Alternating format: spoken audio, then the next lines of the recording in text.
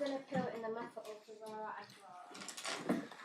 I'm sorry to keep you waiting, and if I sound slightly out of breath, it's because I couldn't open anything on my computer at all. But I've managed to resolve that.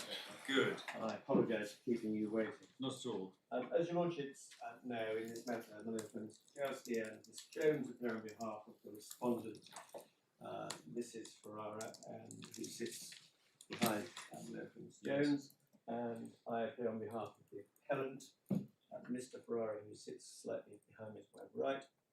It's inevitable, my lords, that at some point I will slip into, I'm afraid, calling them husband and wife. I intend no disrespect to them. It simply is a short. Yes. My lords, as you know, this is an appeal against an order made by Mr. Justice Ferrara on the 11th of July 2025, permission having been granted by Lord Justice Cobb on the 22nd of October. Permission was opposed, and Moylan and friends on behalf of their client put in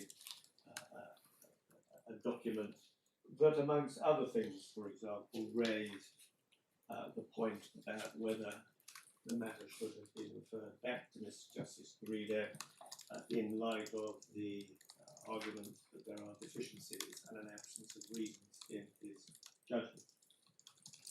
There is a core bundle in the usual way, and your lordships will have seen the judgments at page 66. We filed, obviously, a skeleton in support of the application for permission to appeal and for stay, and also a supplementary skeleton, which is at page 21 in the bundle, which, as your lordships will have seen, dealt entirely with the then recent decision of my Lord Justice Moylan in Romana against Kiss Romana, which had not been determined by the date of judgment, the Court of Appeal judgment being the 1st of August, and we were given permission to put that in, and so that remains in the bundle. We then, in the usual way, put in a new skeleton for the appeal, which is at page 25. There's some mild complaint in Moylan Friends documents that, in essence, they've had to deal with over 50 pages of skeleton arguments. That's not entirely fair in my submission, given the current skeleton replaces the old one and largely follows it. It's not a completely rewritten document.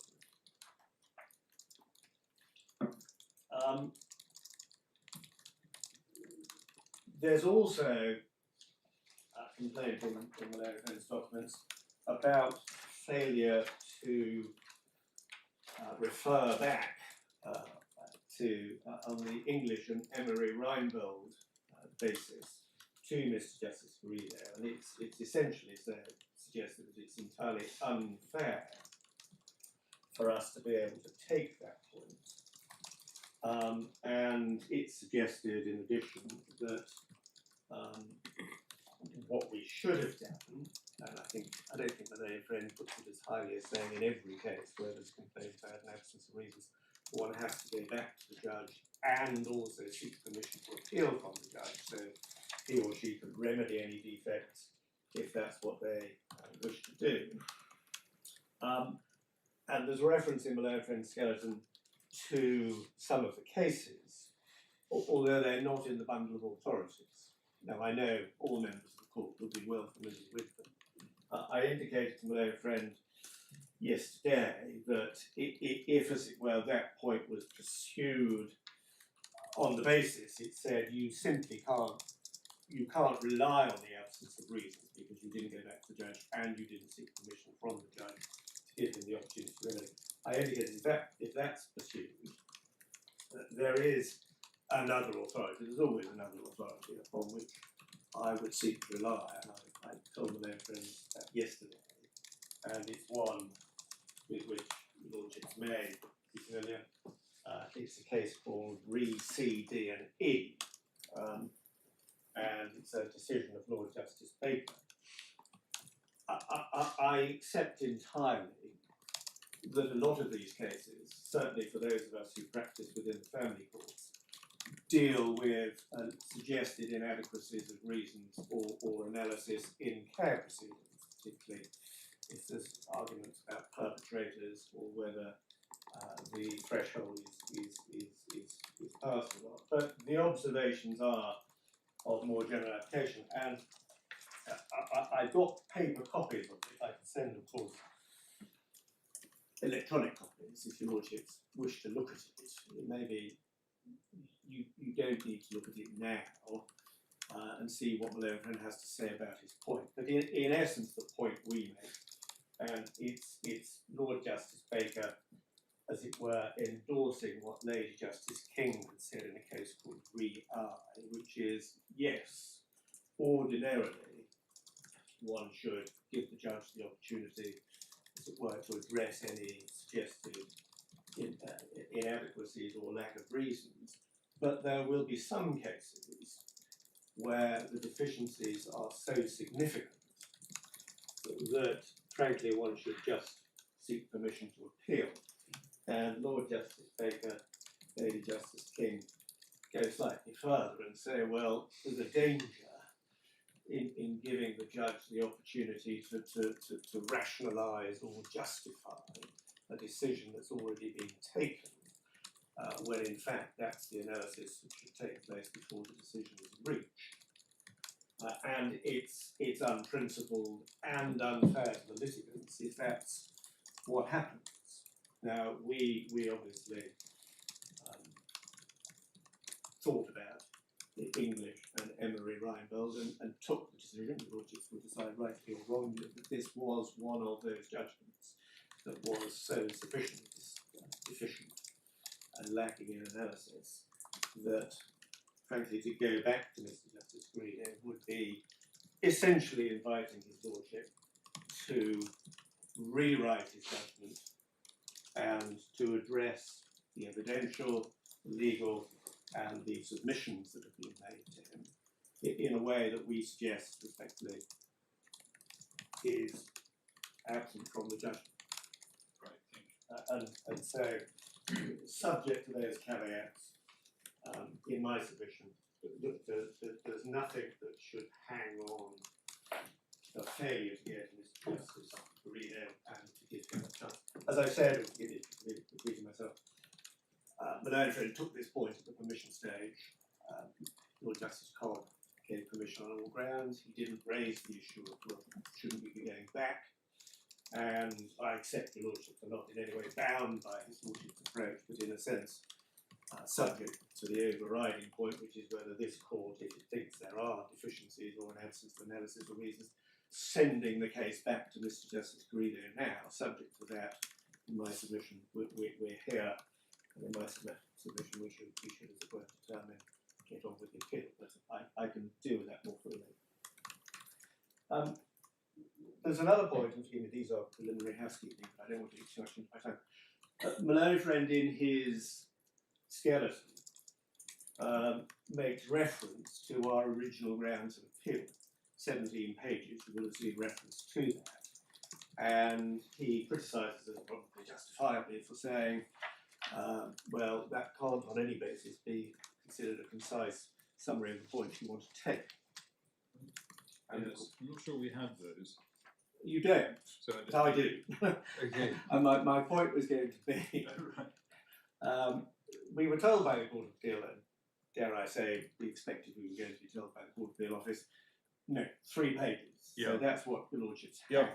If Moylan, friend, as he has, criticises our grounds and say they are symptomatic of this appellant's wish to re-argue a case that he lost before the judge, and he goes further than that. He says this very experienced judge could not possibly have fallen into error to the extent of 17 pages alleged by the husband. In my submission, he's made that point. I do think, I respectfully suggest the lordship should at least have them, because I don't think we want them. You were told to re-amend, oh, we did. and you have, so no. It's only because Moylan friend has made that. Yeah, but no, they've gone and we're dealing with it on the basis of the amendment. Well, I'm content. I don't think it would help. see the others. Final point is this. Maloney Friend in his document refers to, effectively, he says this very experienced judge knew what he was doing. Put it colloquially, and I don't intend to be disrespectful by putting it in that way. As your lordships will appreciate, that places me in a very difficult position, because this case cannot and should not be about whether, as says this very experienced judge, well accustomed to dealing with. Well, we're dealing with it on the basis of general principles. Exactly. So, I think, yes, okay, thank you. My lords, our grounds, as you will have seen at page 18, deal with jurisdiction and appropriate forum, and then with the judgment.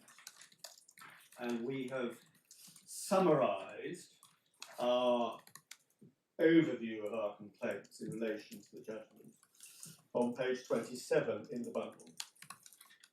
And I simply respectfully invite your attention to it without rereading it. And of course, the issues which the judge has to consider at the hearing, as properly set out in the judgment, are jurisdiction and then forum. It's entirely possible, of course, that the lordships may say, well, we're not minded to interfere in relation to the determination in respect of forum, of jurisdiction. But we do think the decision in relation to forum is inadequate, and the grounds relied on by the judge, or put forward by the judge, simply don't support the decision that he reached. There's an overriding, or sort of umbrella complaint, and that's in relation to the inadequacy of the judgment, although I know that the lordships will focus on jurisdiction and forum. But at each stage, the points we make about the judgment are feed in, as it were, to our complaints or our concerns in relation to his lordship's approach to the issue of jurisdiction and then forum. Because if one looks at the judgment, if we may,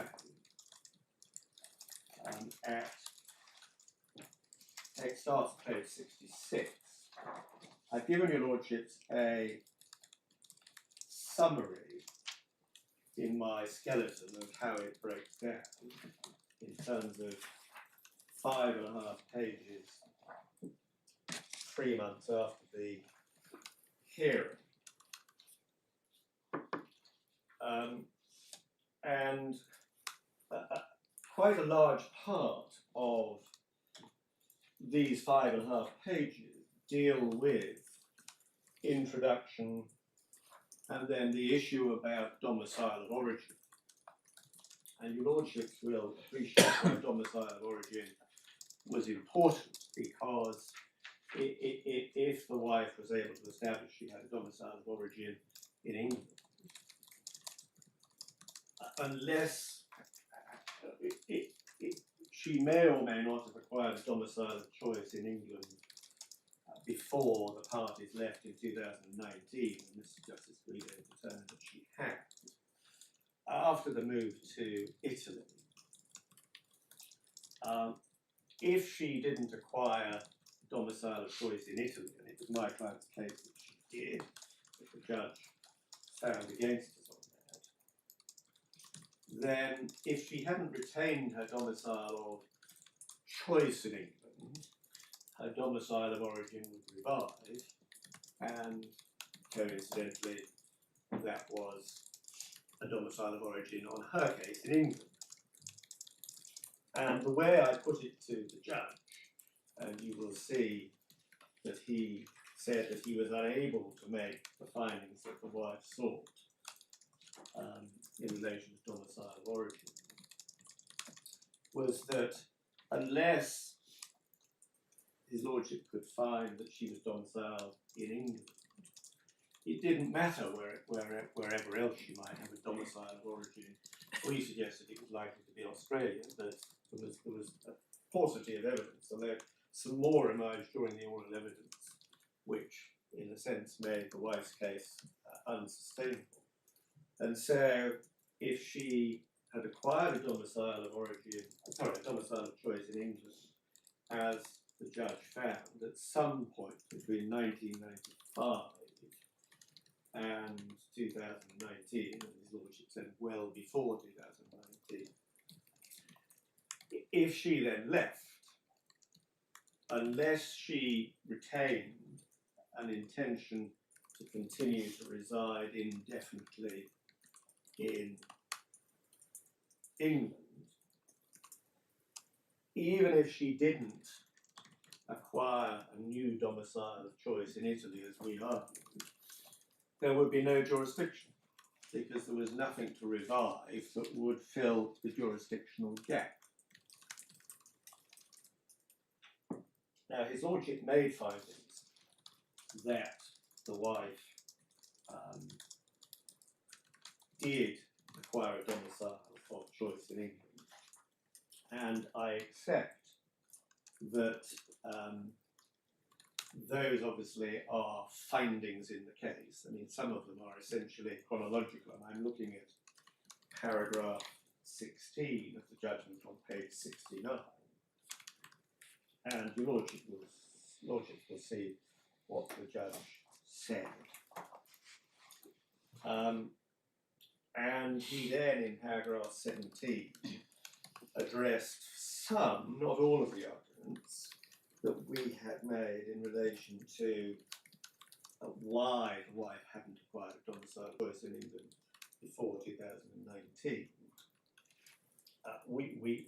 We don't accept that his lordship's reasoning, analysis and findings are necessarily as thorough as they should have been, but I do accept, because we're not appealing against that finding, those findings, as it were, stand, and your lordships will take them into account. Where we say on jurisdiction things began to go wrong is when his lordship turned, and it's in paragraph 18, to the question, having acquired this domicile of choice, he says, I'm equally satisfied that Mrs. Ferrara did not lose it when she moved to Italy, or at any time since then, for the following reasons. And then in 19, his lordship lists 6 reasons. Now, the lordships know that we challenge those findings. Moylan friend says, oh, well, they're findings of fact. You simply can't go behind them. The difficulty in my submission is really the umbrella complaint that we make as to the absence of any consideration on the face of the judgment, or analysis, or determination, or then application of the law to the facts that have been found, in the way that the authorities suggest is appropriate. I don't think, Moylan friend, that I disagree in terms of the law that is relevant in terms of to what extent the court is required, as it were, to go slavishly through a factual analysis. And your lordships will remember that I said, and indeed Mr. Justice Garrido relied on the fact, that I'd said, well, this doesn't come down to weighing grains of sand and seeing where the balance lies. I of course accept the court is entitled to adopt a higher overview.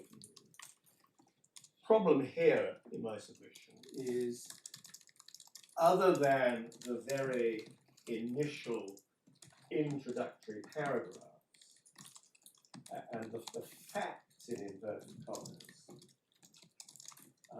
are dealt with at the very early stage in no more than, I think, 3 paragraphs, starting on paragraph 8 on page 68 of the core bundle. And then some more facts in 14 dealing with the domicile of origin. There's no consideration, we say, of the facts, other than his lordship saying, I've taken it all into consideration.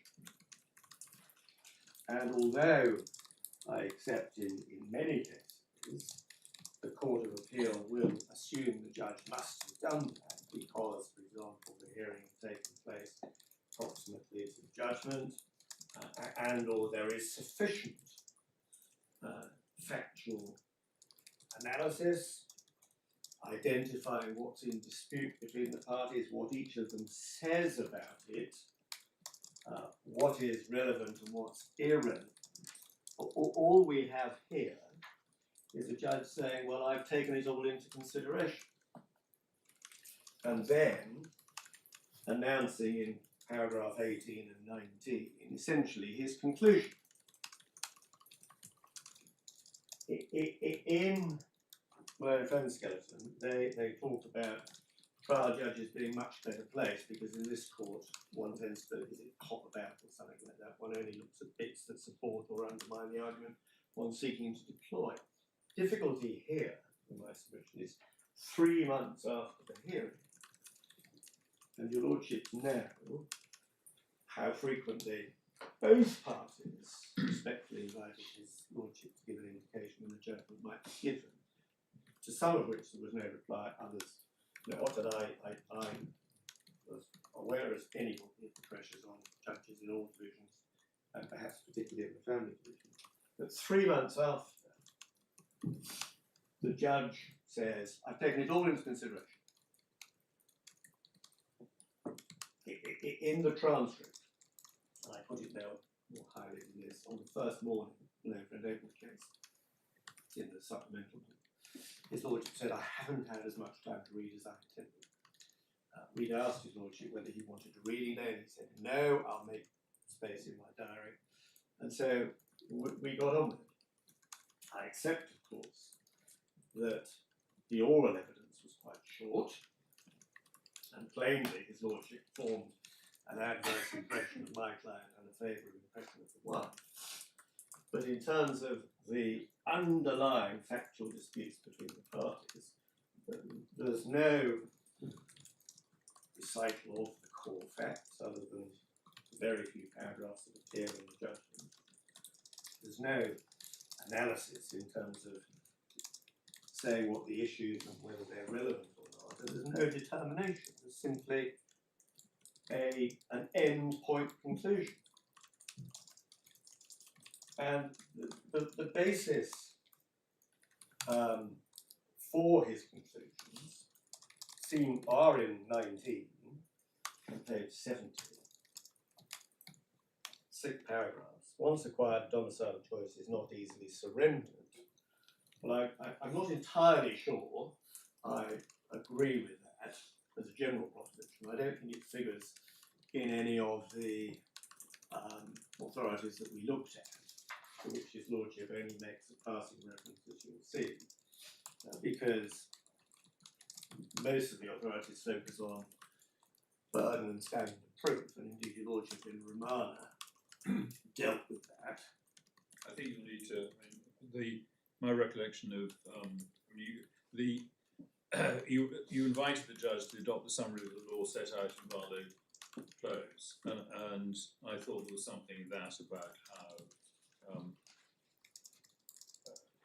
cogent evidence is. Oh, I don't suggest otherwise. Cogent evidence is certainly required, but Moylan and Friends go further than that and say a domicile of choice is more cohesive than cogent evidence balance of probabilities. I don't suggest. Well, I think Lady Justice Arden, as she then was, said that the difference or the distinction nowadays, back in, when was it, 2008, between the, whatever you want to use, word you want to use, adhesiveness of domicile of origin and domicile of choice, or distinction between them is probably no longer applicable given changed social mobility or yes, changed and that's mobility. the point Moylan and Friends made. Yeah. So But- I think anyway. Okay. I'm sorry, but to the extent it's suggested that in some way domicile of choice is more cohesive, then we don't agree with that. In essence, there's a level playing, as it were. And of course, the earlier authorities swept away the adherence to a domicile of choice until a new domicile of choice was required, and simply said no, domicile of origin revives. And I accept residing somewhere else is not by itself sufficient, because one needs to look at the issue of subjective intention. And of course, that is to live permanently or indefinitely. His lordship sort of elides those two things. He says permanently and indefinitely. Lordships will see that in paragraph 15. I'm satisfied that Well, I think there was some discussion at the hearing, wasn't there, between what is the difference between indefinitely and permanently. there was. And I'm not sure that I read any conclusion other than, it might depend. There was some discussion about it, because, and we looked at the authorities about diplomatic placements and that sort of thing. There's an acknowledging the I mean, voice. from one point of view, and I think this is the way it was argued, indefinitely might mean permanently, and from another point of view, permanently might mean indefinitely. I mean, so is there a hard distinction between them?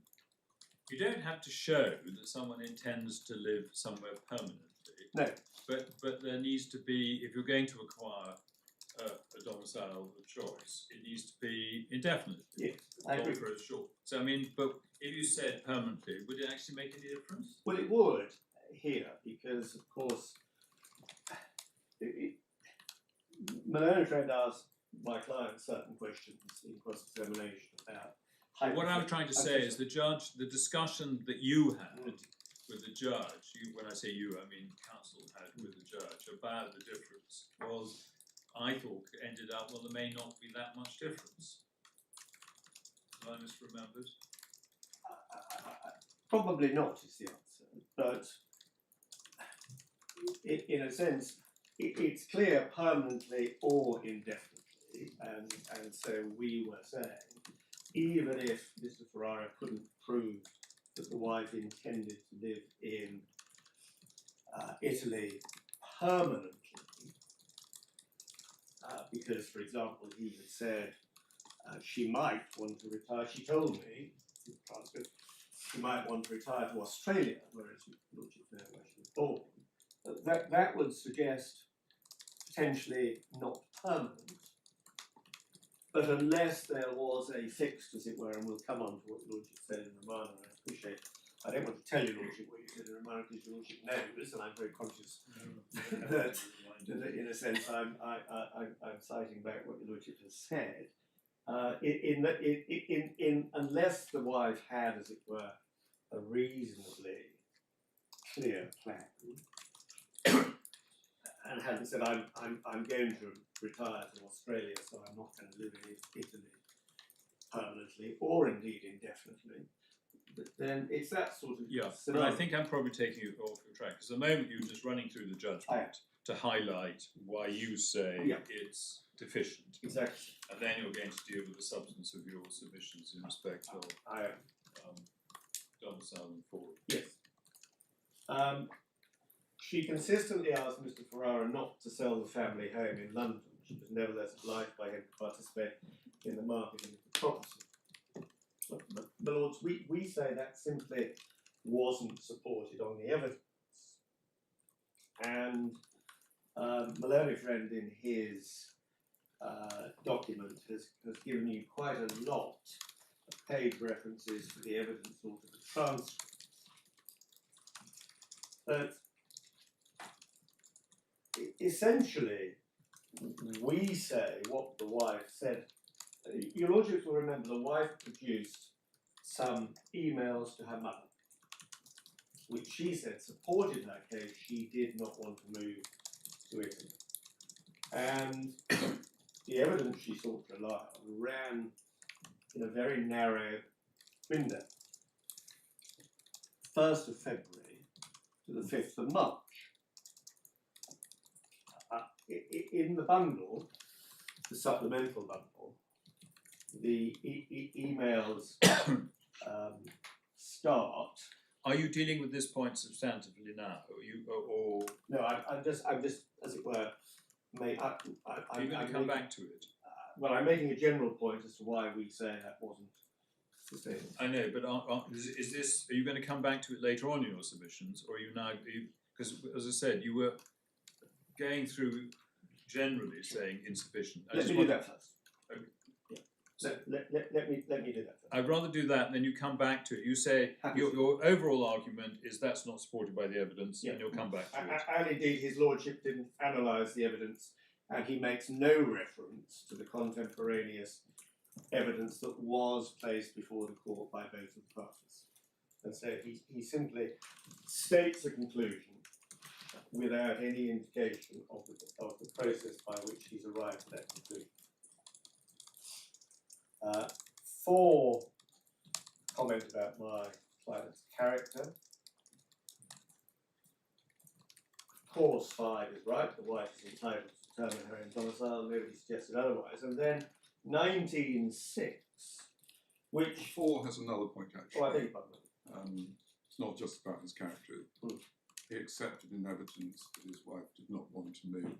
So that seems to be a finding of fact. Yes, it is, although when we come to look at Romana, of course one has to consider the position up to the date of the move and after the date of the move, because in essence the issue that arises after 2019 is whether at that point up to essentially 2024, when the parties separated and the wife sought to commence proceedings here, the wife retained an intention to live in England indefinitely. And it's entirely conceivable, possible, that his lordship didn't analyse it any further than that the position may have changed subsequently. His lordship's analysis in, Lord Justice Moylan's analysis in Romana emphasises that the court needs to consider whether, after a party has left one jurisdiction, they continue to have an intention to reside there. Yes, but that's what the judge says in paragraph 18. He says in 2019 or at any time since then, that he's aware that he needs, and it's obvious from his judgment, in my view, that he was aware that he needed to consider the position as at the date of the petition. Yes. But to be clear, am I understanding your submission that the finding his wife did not want to move must be a finding about the move to Italy in 2019? Yes. Yeah. I mean, his lordship was, yes. And plainly, that's the only time she moved, because, as your lordships know, she did not come back again. So I assume you would accept that's a relevant consideration. But is it your submission that is not conclusive? Exactly so. I mean, in essence, although the burden rested on my client in terms of the issue of whether the wife continued to intend to live indefinitely in England after she had moved, it's her frame of mind at the point of removal is in a sense finite. Although I accept that his lordship is saying in 18 she didn't lose it any later, he doesn't comment anywhere other than when we get to subparagraph 6 on what her intention was in terms of wanting to continue to live indefinitely in England. And it's the point I made before. about leaving one jurisdiction and domicile of choice and not acquiring a fresh one in the state to which one is removed. As we know, the law has plugged the gap, and hence why the wife sought to argue domicile of origin in England, because that would have been a trump card, which is, well, regardless of what my domicile of choice was, it coincided with my domicile of origin. If I lost it or didn't retain it, which is more pertinent, then jurisdiction in England because domicile of origin, and the wife obviously failed on that point. But 1906 seems now to be the substance, as it were, of the wife's case, at least in this court, because your lordships will have seen the respondent's notice, in which they refer, they refer constantly throughout their documents to the wife's subjective state of mind. And in essence, my own friends say, well, you cannot, as it were, challenge 1906, and that's an end of it. If the wife subjectively, unbeknownst to anyone, it would appear, intended to return to England, then she had not lost the intention to remain living there indefinitely, even though, by the time his lordship dealt with this, they'd been living in Italy for 5 or 6 years. And so, in a sense, her state of mind at the point of removal seems to have been determinative, other than, as your lordship reminds me in paragraph 18, or at any time since. But his lordship, other than that assertion, his lordship doesn't deal with that or analyse the evidence. And he seems to be saying that he has found that she has an intention. It's a slightly difficult sentence to understand, but that her intention is that her residence in Italy is only temporary. Yeah. That seems to be what he's saying. And intention is subjective, isn't it? Your complaint is, as I understand it, that there is no reasoning about the evidence before him to lead to that conclusion. Yes. It's a conclusory. Exactly. Well, everyone says it's a finding of fact and you're stuck with it because the court of bill can't interfere. The difficulty, in the sense that we all have, and I would respectfully suggest the wife has, is her case in her written evidence, and I will just touch on it later if I may, but just to make the point, was in all of her written evidence, it was before Mr. Ferrara went to Italy in April 2019, and it was very early because he had to go before the beginning of the new tax year. We had agreed and discussed the move was only going to be temporary. It was either going to be brief or for a few years, and certain decisions were made. She refers, for example, to the choice of schools so that the boys could come back to England and fit back in again. Mr. Justice Greeley didn't make any findings in relation to that. Indeed, he didn't even recite, as it were, that that was the wife's case. The husband's case was, no, we agreed it was permanent. And the reason why, forgive me, I referred briefly to the emails, the last of which was the 5th of March. So only a month before my client left to go to Italy, by which time the agreements the wife alludes to in her evidence must have already been reached. At no point in the contemporaneous evidence that the wife produced does she say, it's fine, it's only temporary. We're only there for a few years or for a brief period and we're coming back.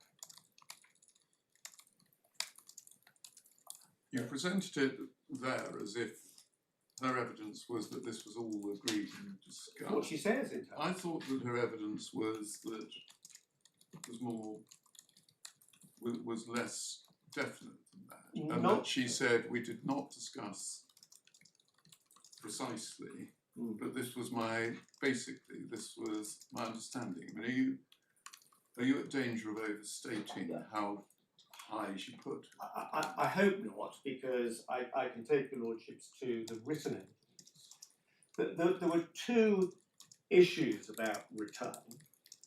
One was the wife's written evidence, which is when we moved, it was discussed and agreed it was only going to be for a short time, perhaps a few years, and we were coming back. It was all related to do with tax. The other element, which was only raised by my learned friend in cross-examination, was in relation to hypothetical return on the basis of divorce, retirement, or death. And in their skeleton argument, as you will have seen, it starts, I think, in paragraph 78, but also in his cross-examination of my client, Ms. Maloney Friend said, no, I'm not suggesting you had any discussions about this, but for example, you agree you're 60 and she's only 50 something, you're likely to die before she is. And I think it was that, maybe that's what your lordship was thinking about, because the written evidence became gradually more firm, as it were, on the wife's side, albeit not consistent, that it had been discussed and agreed. And so our point was, well, that's not reflected in any of the things you were saying to your mother, although there is one email Maloney Friends rely on the 28th of February 2019, where the wife narrates to her mother about my client saying, well, if we get divorced, you can leave and go anywhere with the children. Doesn't actually say come back to England. And Maloney Friends says, well, there we are, contemplation of divorce and the wife leaving. But at no stage otherwise, and the only evidence the wife produced was, it said, daughter to mother, and they communicated on a regular basis. It's only temporary. It's only for a couple of years. And so 1906, as it were, has assumed an importance on the basis Maloney Friends now say, well, that was her subjective intention. And they do go so far as to say it doesn't matter if that wasn't communicated to her husband, or indeed to anybody else. It was, as a matter of fact, her subjective intention. And the judge said it was. My umbrella complaint, no analysis at all, or indeed reference at all, to the evidence the parties had put before the judge to rely on it. And the other point I respectfully make is the one that is set out by Lady Justice Arnold in paragraph 19 of Harlow Clouds, and I've given lordships the reference to it, and I can take you to it, is about, as it were, the ipsy-dixit, the statements by propositus, and how one should approach those with caution. Now, as Lord Justice Cobb observed in granting permission, it does seem that his lordship's assessment and indeed criticism of my client as a witness seems to have informed everything that then follows. And indeed, Maloney Friends go as far as to suggest, even though his lordship doesn't set it out or analyse it or consider it, everything the wife must have said, must have been accepted by the judge, to the extent there's a dispute between the parties, and yet his lordship doesn't consider that. And there is a danger in my submission of, as it were, trying, as it were, to sustain and justify what is, we respectfully submit, very oversight, conclusory analysis in 19, trying to justify and support it by reference to evidence to which his lordship made no reference at all, and in relation to which he didn't, as it were, make any obvious findings. I mean, if the wife's evidence was right, this was all decided before the husband left. And yet there's no reference to this at all in the judgment. And that was just so that you can address it, maybe you want to address it later, but the bit I was thinking about was at page 120 of the supplementary bundle. yes, can I just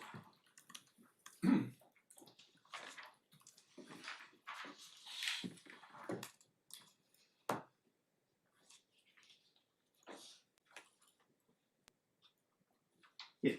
And that's paragraph 33 of the Yeah. wife's statement. And this is what I was wondering about because this is, I think, dealing with the position before they left, Yes. their discussions. And she says there, except we did not discuss specifics, but that is because it seems so obvious to me in the context of our conversations. I've made it clear multiple times I did not want to live in Italy permanently, or really at all. And so she seems to be saying there, not that there was some sort of agreement, as you have been suggesting, but that this was how she saw it, based on the discussions that they had. And then she goes on to say, never understood the temporary move to Italy to be severing their life in London. And the husband understood and spoke to me about these fears. I think the problem, my lord, in a sense, is elsewhere the wife positively asserts that there were discussions and there were agreements. Right. For example, Where? I'm so sorry. Can you give us an example? Yes, I can.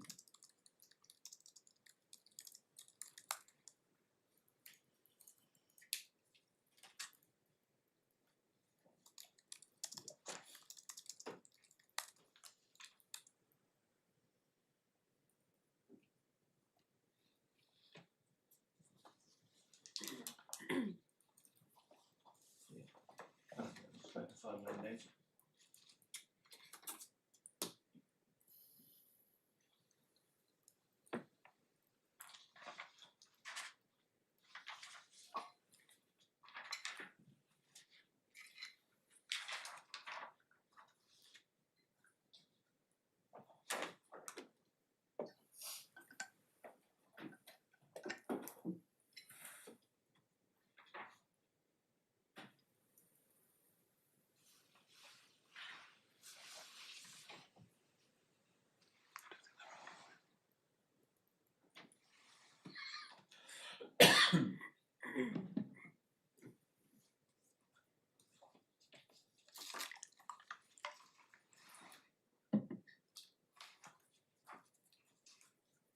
A note somewhere by reference to it being briefly or for a few years. I apologise.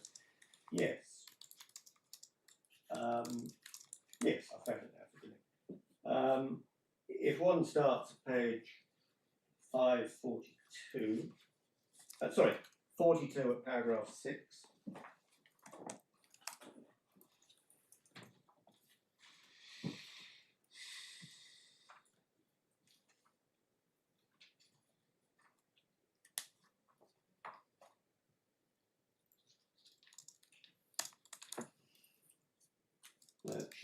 This is the first reference, and then if one goes, But it doesn't say anything about discussions or agreement.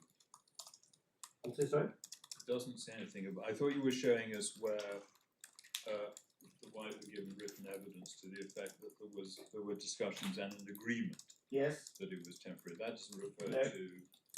That just says considerable reluctance and intended to be temporary. Yeah. Page 43 at paragraph 10, Lord. Thank you.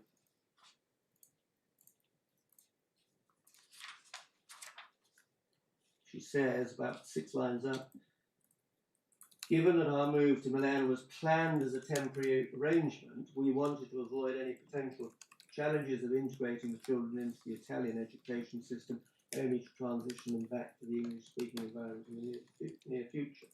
So certainly the inference there is choice of school based upon common understanding, it was only going to be a temporary arrangement.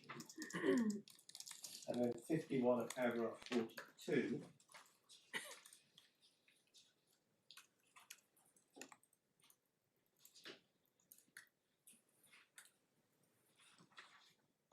Sorry, 51. 51 of paragraph 42. She's referring there to putting the property on the market.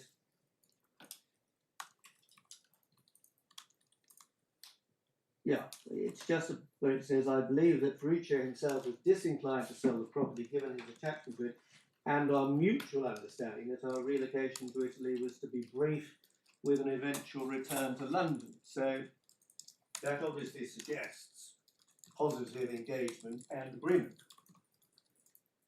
Well, she might have thought that he understood things in the same way as she did. Well, he denied that, of course. I know it's not the same thing as saying, as I think you suggested to us, that they sat down, that her evidence was that they sat down together before they left and agreed that they'd be coming back. Well, I can't go beyond what the wife has said in her witness statement. And paragraph 43, children and I were very upset when he told us the sale would go through despite having ample cash reserves. But in light of the temporary nature of our move, he decided to rent it instead of buying, rent somewhere in Italy, instead of buying a new home. Well, that only makes sense if both parties had arrived at the same conclusion, that this was a temporary arrangement. And the wife's case changed over time until, in the later evidence, she adopts simply it was temporary. I mean, I did a word search on how many times the word temporary appears, and it appears with relentless repetition.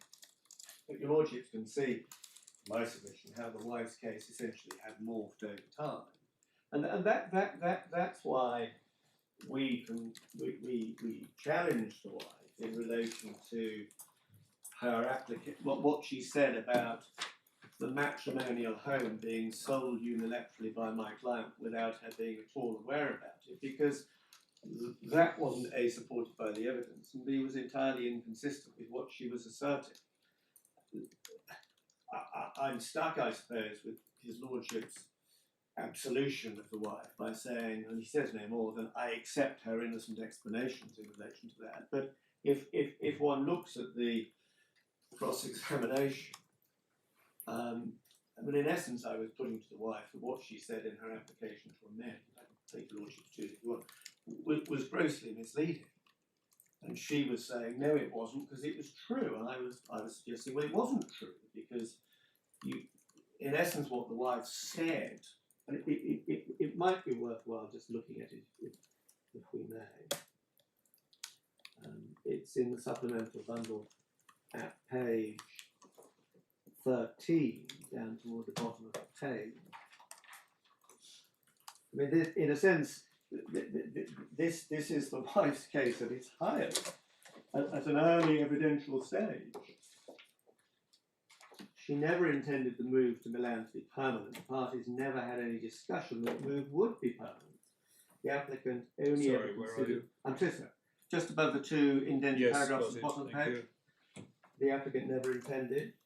The applicant only ever considered that it was a temporary move purely for business and tax purposes. The lack of permanence in the applicant's mind is particularly demonstrated by the following. And then at 2, long insisted upon retaining the family home in London so to ensure a residential base remained for her, envisaged return to the country in the future.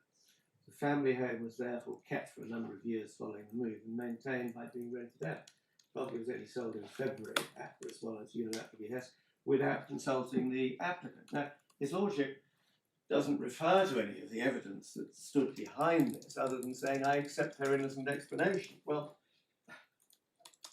mindful of the difficulties I might face, there was no innocent explanation other than the wife's assertion, which was not supported by the evidence. That was all true. Sorry, what was true? That the house was kept for several years because it was required for them to come back to England. And the emails about which I keep referring, or to which I keep referring, there's only two mentions of properties in the emails. One is the wife saying, I asked him not to sell it because property prices are low because of Brexit, and the owner friend asked some questions about that. And another email in which the wife's mother said, well, maybe retain it for a bit in case you want to come back, or maybe buy an investment property in case you want to come back, but not what the wife says here, and the chronology in it, which the judge simply doesn't address, just doesn't support what the wife is asserting. But the judge says, well, I accept her explanation. And so that's why I say those decisions, if the wife's evidence, and we just looked at something, was there was a mutual understanding, and we made certain decisions about the house, about schooling, etc., etc. On the common understanding, this was only a temporary move, whether it was brief or for a number of years or only for tax purposes. That must have been an agreement that was reached before the husband went. And the only reason the wife didn't go until August was because she had to give notice at the current schools, they had to give notice, etc. And so 19.6 assumes, on the learned friend's approach, a huge significance. I mean, I think they say it's a critical finding of fact.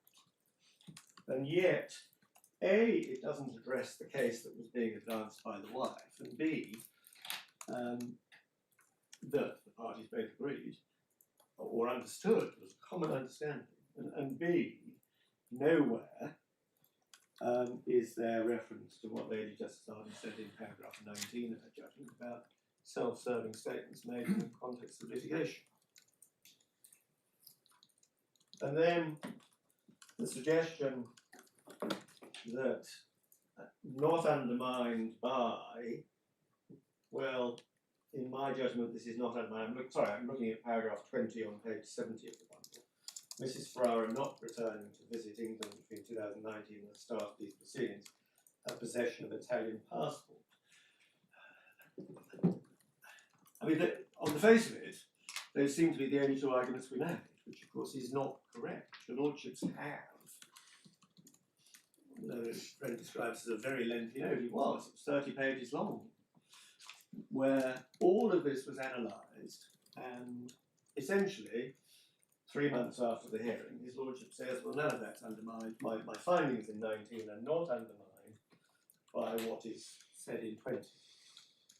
And in my submission, it just simply doesn't engage with the substance of the case that was put before his lordship, quite apart from the fact that the wife was running a different case. And what points do you say the judges specifically failed to deal with in 20? well,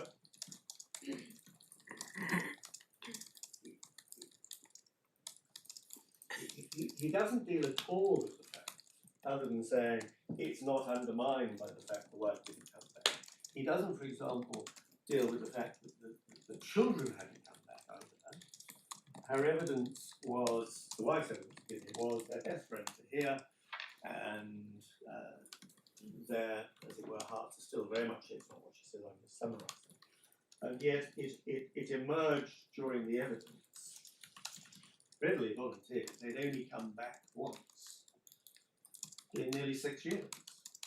And so this is a family that is, on the face of it, firmly rooted in Italy.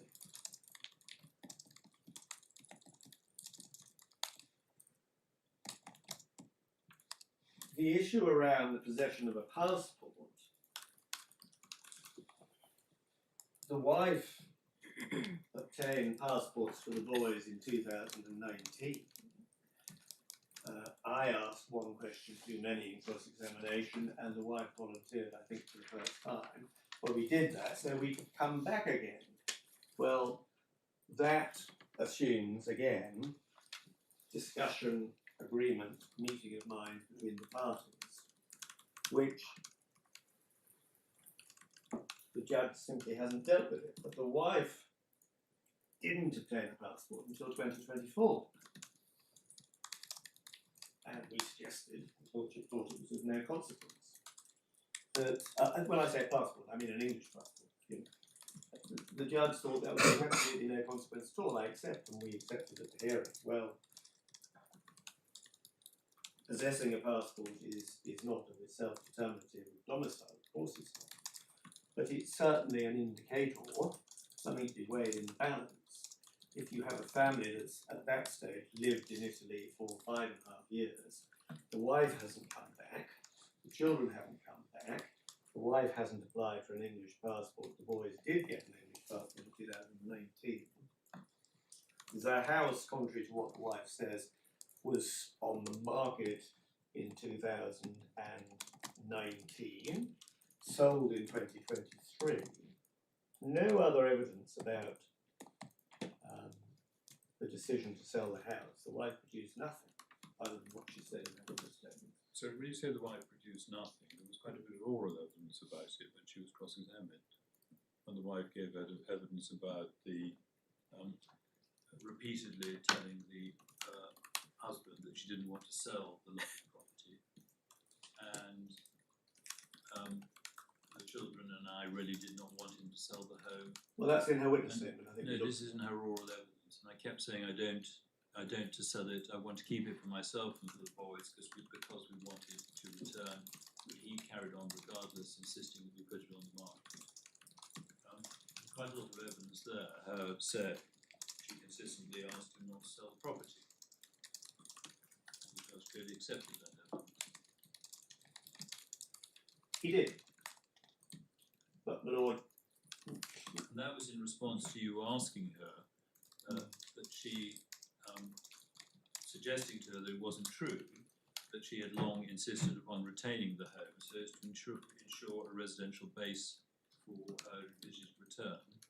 And you said that's not true, and she said yes it was. I repeatedly told the husband I did not want to, and that's page 321, page 322. That's in the transcript. The transcript. Yeah, I mean, in essence, I accept, Lord, she repeated in the witness box that which she had said in her notice of application. Yeah, but so when you said, for example, that the judge's finding that she consistently asked the husband not to sell the property, you said there was no evidence to that effect. Well, there is evidence to that effect. Well, her oral evidence. Yeah, well, that is evidence. And that when you say that there was nothing to support her saying that she wanted to keep the property for a return, well, there is evidence to that effect in her oral evidence. I accept this oral evidence, Lord, but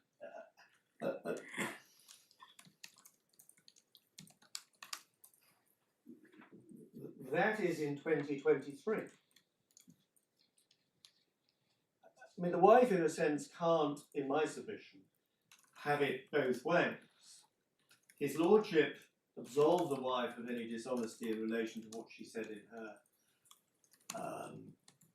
application. But her case was, and we looked at it before, we both knew it was only temporary. That it wasn't the wife's case.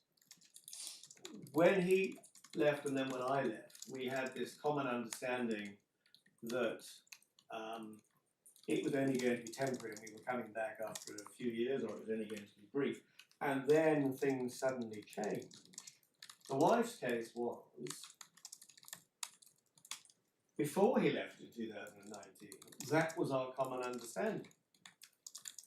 She didn't say he suddenly changed his mind at some point after 2019 to 23, which is the only logical thing that would make sense in light of her evidence that we were looking at a few minutes ago about decisions and mutual understanding, common understanding, before he and then she left. And that's my point about why this must have been a common understanding, I say, question agreement, which is inferentially what the wife is saying, that all of this was only going to be temporary. But then she is saying, but in 2023 he suddenly insisted on selling the house. And I was consistently saying, don't sell the house, don't sell the house, don't sell the house. Well, there's no other evidence of that. Is there any inconsistency there? Well, I thought there was, but maybe perhaps not. Well, she might be wrong about what the husband thought. Yeah. But the question is what's in her mind, isn't it? She might be wrong about whether he believed the same thing when they left. She might be wrong about whether he changed his mind at a particular point in time. But the question is what's in her mind. Well, I understand that. I mean, she might be wrong, and of course I can't suggest otherwise. The difficulty we have is the judge didn't grapple with that. I mean, in essence, her written evidence was no, it was plainly, commonly agreed between us that this was temporary or for a few years and we were all coming back.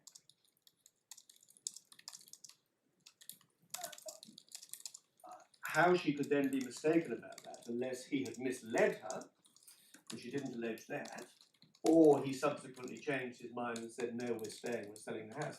And your lordship knows, the house was on the market from May of 2019. And the wife went further than that and said, all of this happened coincidentally, but intentionally by the husband in 2023 to coincide with our separation, and I knew nothing about it. And the evidence simply doesn't support that. Now, I don't need to take your lordship to it, it's not a very interesting read, but there was email exchanges in 2020 and 2021 with marketing agents in which the wife was involved, actively involved. She says, well, I was obliged to, I couldn't do anything else. And so that's not consistent in my submission with the husband suddenly changing his mind or having misled her to your lordship's hypothesis that she was wrong about his intention. And it's very difficult. Nowhere does the wife say that.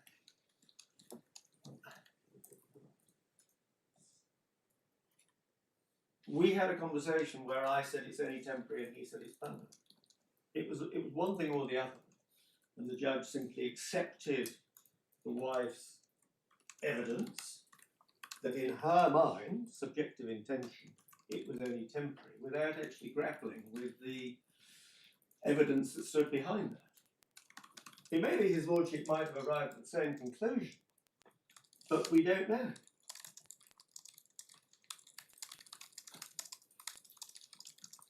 Well, I don't know that I can take that bit of it any further. Would it assist your lordships if we look briefly at some of the law on this aspect, and then I am going to turn to forum, if I may. Whatever you want to take us to. If you want to take us briefly to the authorities, by all means. Yeah. Well, Is there any dispute actually about the law? Maybe if you can identify what areas of dispute there are. I think where where we part company, not on what the law is, because we've cited, as it were, the same authorities.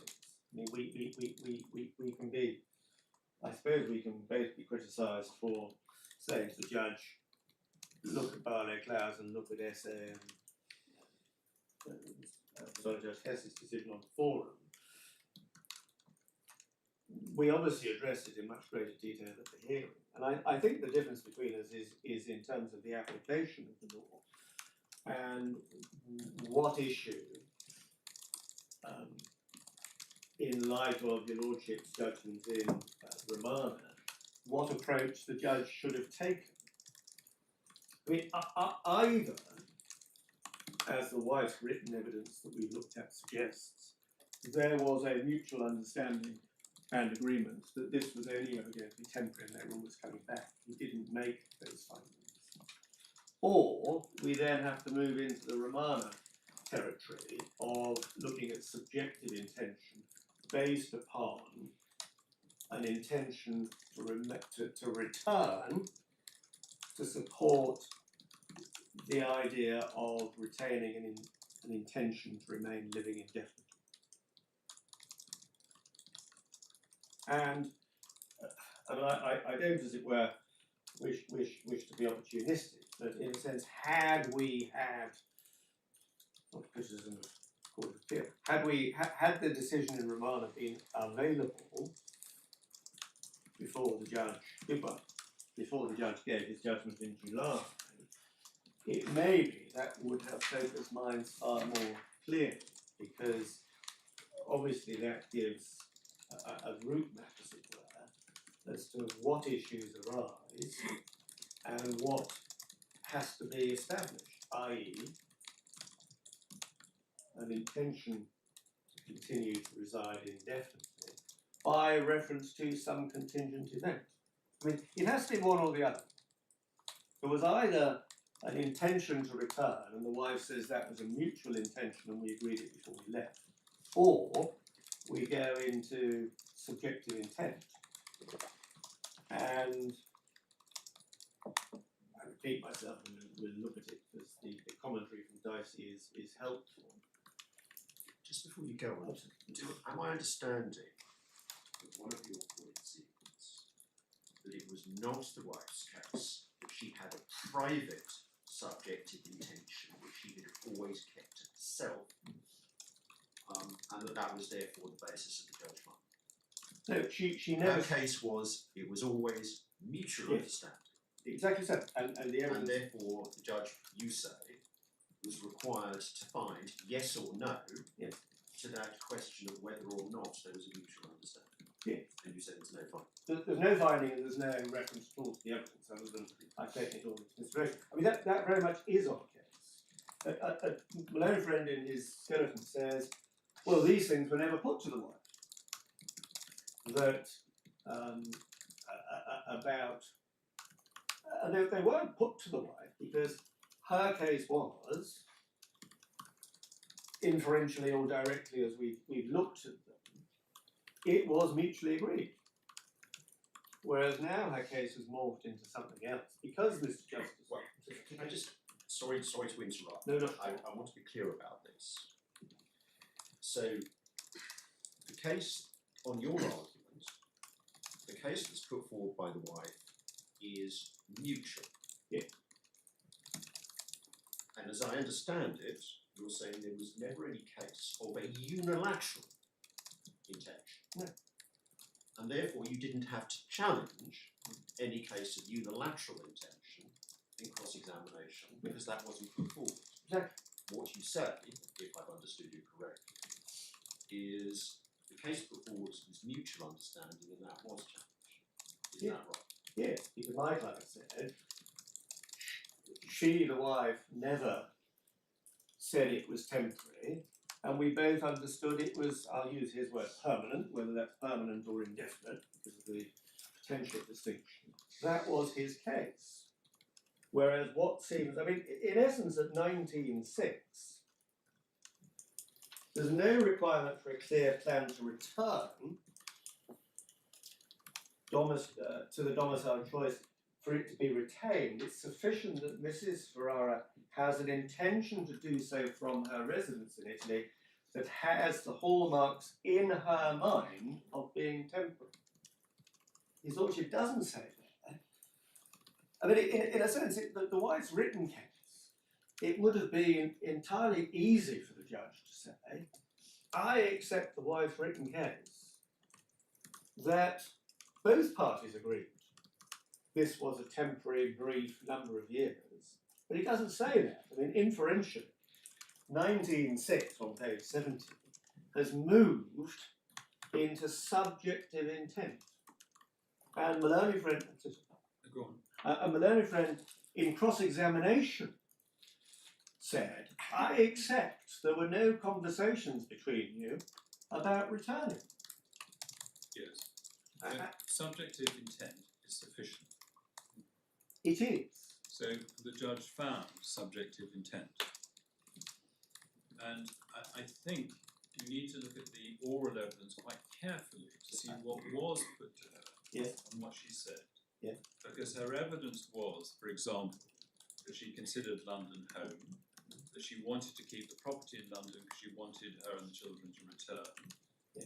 So the judge found on the evidence that she had not given up the requisite intention which was necessary for her to retain her domicile of choice, in particular because it was her intention to return when she could, because in her mind the stay in Italy was temporary.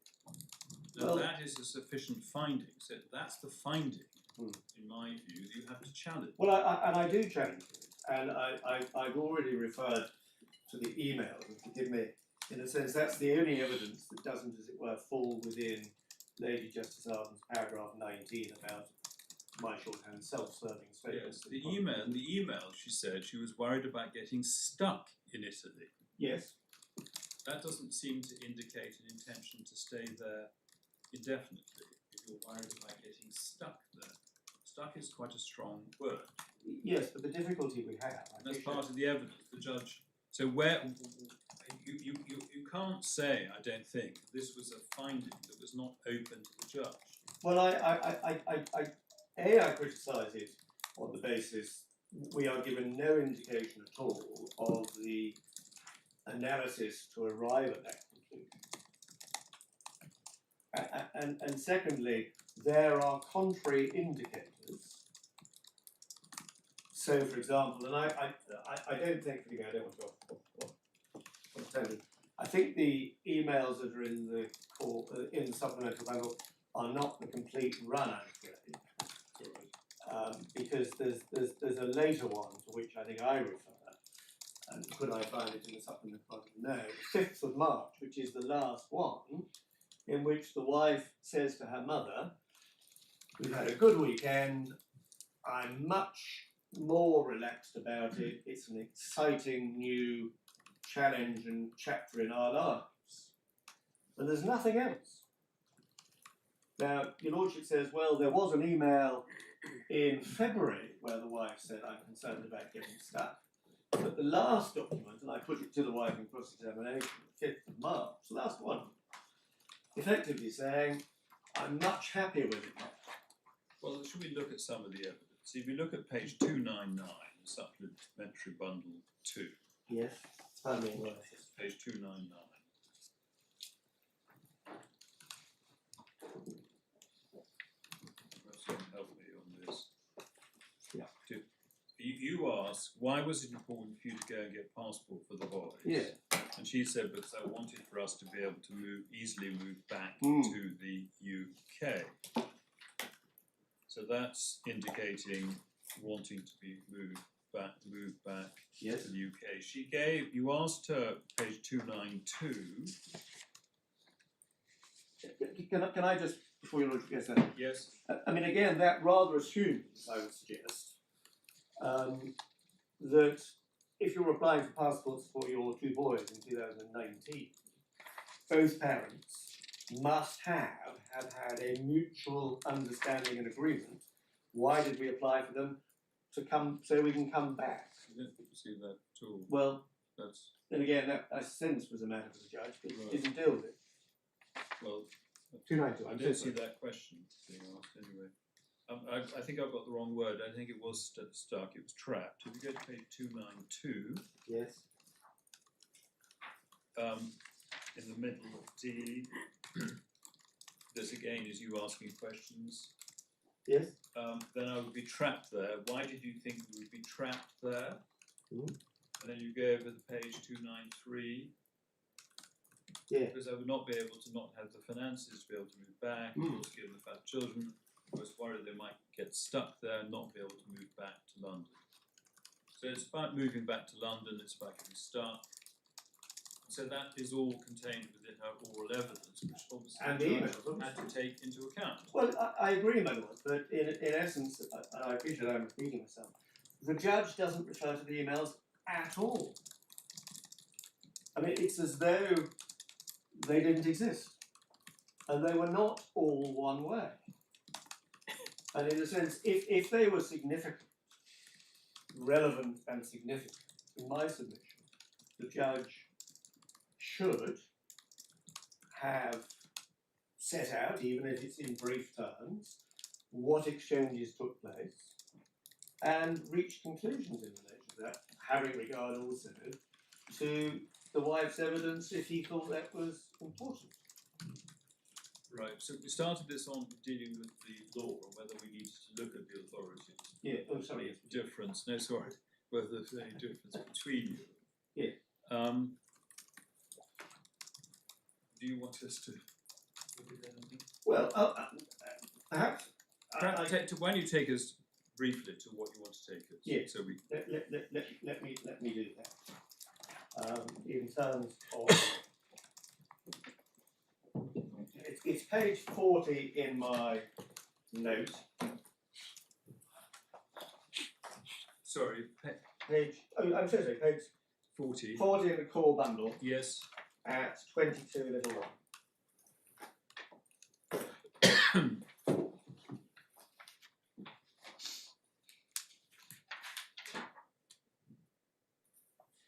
Yes. And we start obviously with your lordship's overview in Romano and Dicey and Morris. All the facts, careful evaluation of all the facts. Well, my learned friend says, well, Lord Justice McFarlane says you don't need to look at all the facts. You can just, as it were, narrate those which you think are relevant in terms of your conclusions. But we don't have that. We've looked at it. We only have the conclusions. We don't have the relevant facts. The point I think I discussed with the lordship earlier on about cogent and clear evidence is needed to show, regardless of whether that's the acquisition or loss of a domicile of choice. I've cited Lady Justice King there in Kelly against Pyers. Yes. No issue with acquisition, no suggestion of that. Residence for a short period, even a few days, may be sufficient for established domicile. Incidental residence is not important in itself. Relevant, we say, when the judge had to consider the fact that the parties had been in Italy for 5 years by the time the wife commenced proceedings here. It wasn't irrelevant. In a sense, it shined or shone a bright light on the question of the wife's subjective intention and what was the basis for that. But the judge obviously knew that fact. The chronological fact. Yes. Yes. Well, he does, although interestingly, when we come onto forum, and I appreciate my time is short, I should say I'm due to finish at 12:40. When we come onto forum, his lordship said, well, of course, residence is relevant, but it doesn't outweigh all the other factors. That was on the forum dispute, and I don't want, as it were, to lose the thrust of our argument on the forum, because, of course, it's entirely different to the issue about jurisdiction. I mean, your lordships may be against me on the issue of jurisdiction, but, as it were, more favourably inclined in terms of forum, even though I accept as a discretion. So, I accept his lordship must, of course, know that.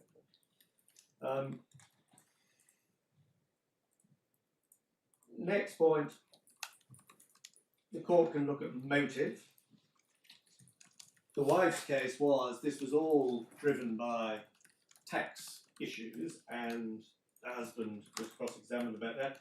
The judge makes no findings about motive, having similarly not referred to what the wife said about mutual agreement. And then, as it were, at 7, when we start to get into more substantive matters, person abandons domicile of choice in the country by ceasing to reside there and ceasing to intend to reside there permanently or indefinitely, but not otherwise.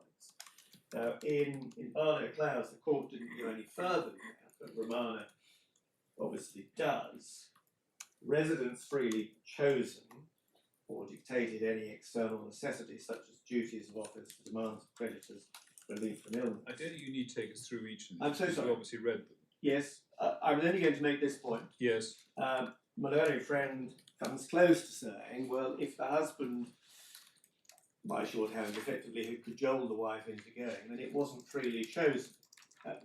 We didn't at all go beyond what was said in Udney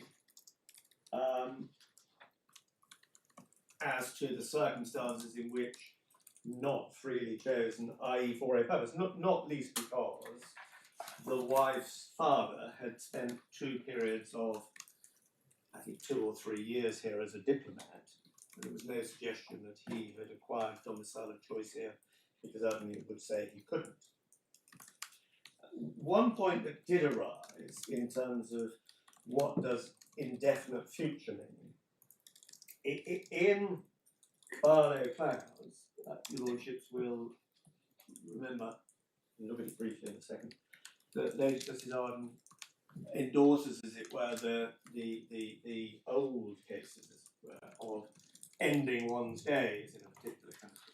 It's the old bury me in Scotland mantra, which one always remembers. We looked at AN against NO, in which Mr. Justice Cohen, and perhaps we could just have a look at that, please, in the authorities bundle. What does it deal with? It deals with what does indefinite mean. Your lordship said, isn't that the same as, or is there any distinction between that and permanence? And if one goes, please, in the authorities bundle, page 157. Sorry, start again. Page 197, paragraph 8. In the printed or PDF, there's a difference in page. Is there? Yeah. The PDF numbers are 1. Oh, it's electronic 197, 196 if your lordship's looking at it on paper.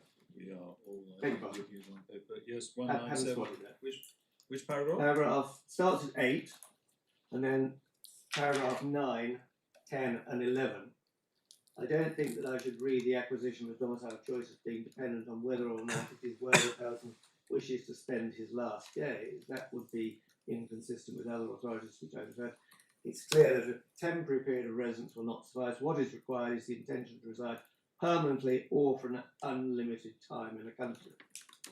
Yes. And obviously, that was our case in front of the judge about the acquisition of a domicile of choice in Italy, which his lordship rejected because he said the wife hadn't lost it. But of course, the same test would apply if one was considering abandonment. And his lordship, Mr. Justice Cohen, in that case, refers to what Lady Justice King had said. You'll see in paragraph 11. So first instance, but endorsing portrait. Can I just take your lordships to Barlow Clouds, paragraph 19, which is page 77 paper, 78 electronic.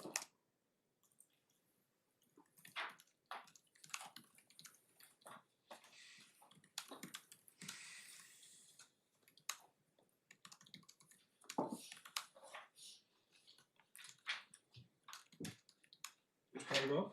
Paragraph 19. Yes. Frequently the subject of the dispute as to domicile, often called the depositors, will make statements or declarations as to what he intends. The court should not rely on these statements unless corroborated by action consistent with the declaration.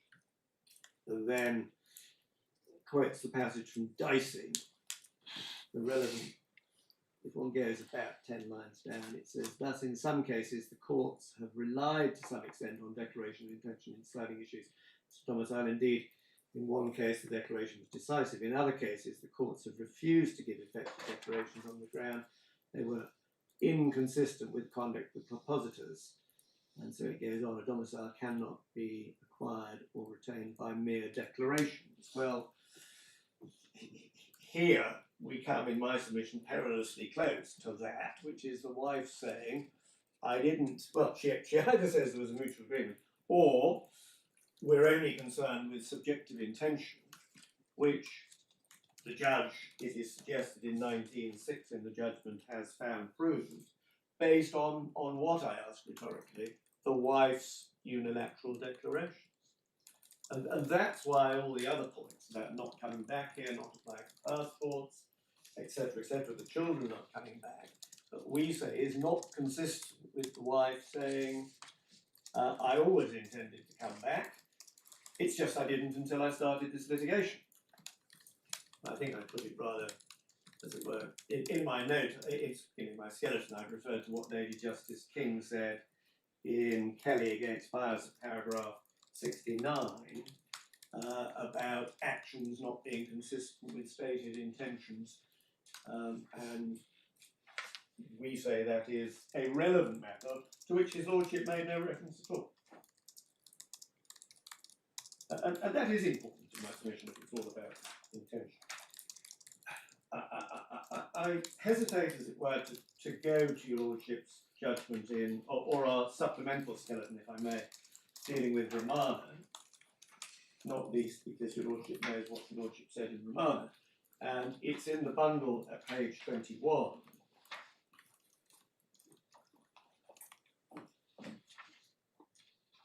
Which are the relevant points? Yes. If one goes to 4, global evaluation of the totality of the evidence, including what happened up to the point at which a person decided to leave, and also after. There's no analysis of that at all in this case. Whether she retained a clear intention to return, I've said to live in England, or had lost the necessary intention.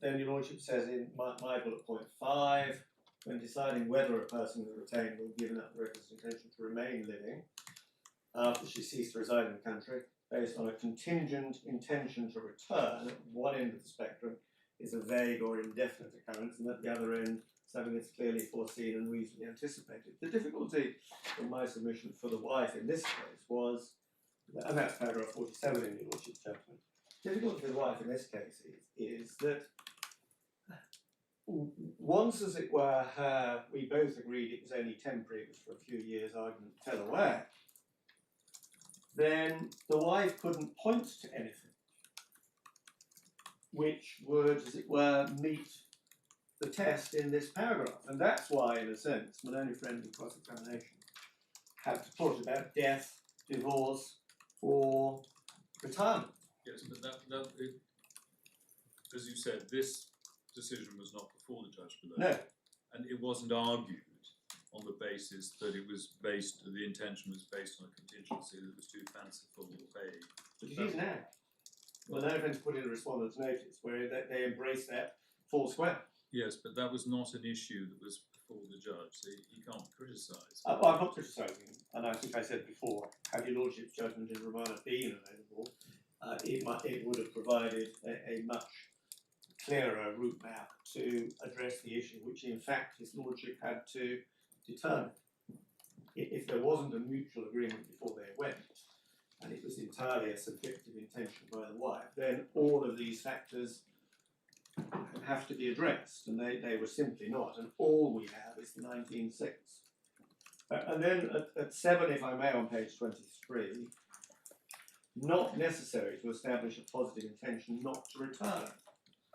So I didn't have to prove the wife didn't intend to return.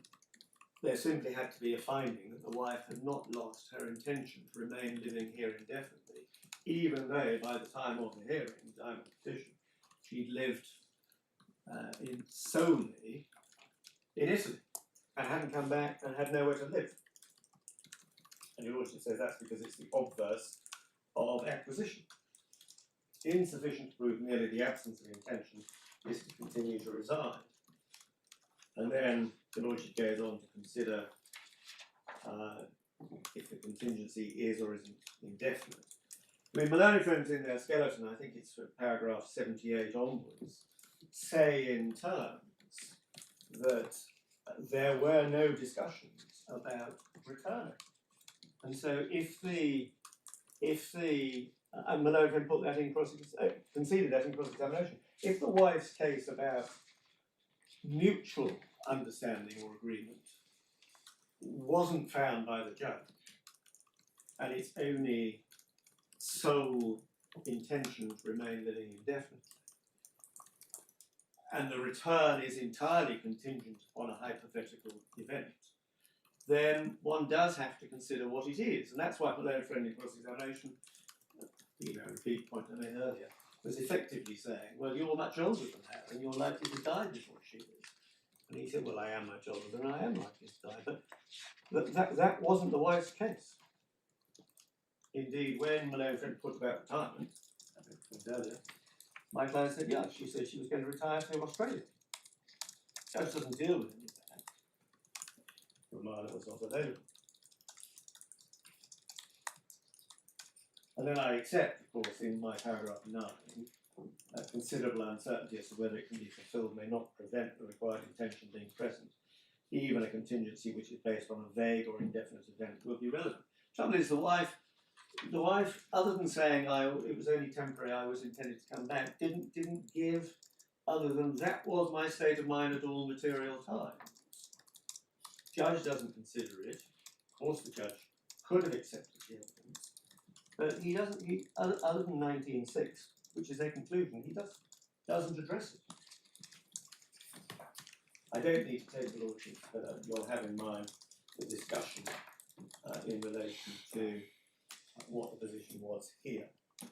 I invite your attention to paragraph 4 and paragraph 5 of our supplementary discussion. Can I move to forum? And I appreciate I have probably less than half an hour.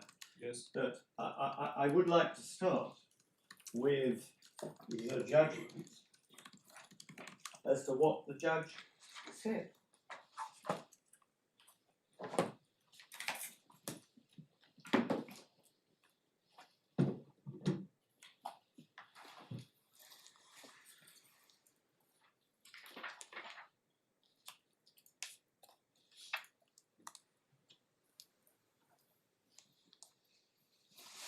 It's dealt with only in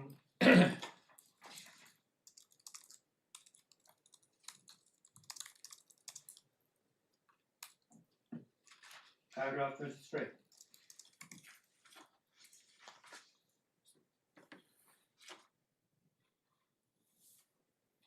Paragraph 22 hasn't been satisfied by my client. Italy is clearly the more appropriate forum of the two competing jurisdictions. In paragraph 23, and I just want, as it were, to comment.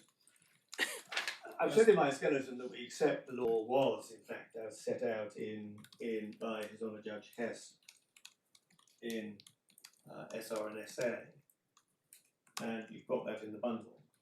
His Lordship didn't, as it were, say any more other than referring to it. SA against FA, etc. Paragraph 7. Paragraph 23.1, difficulties in Italy.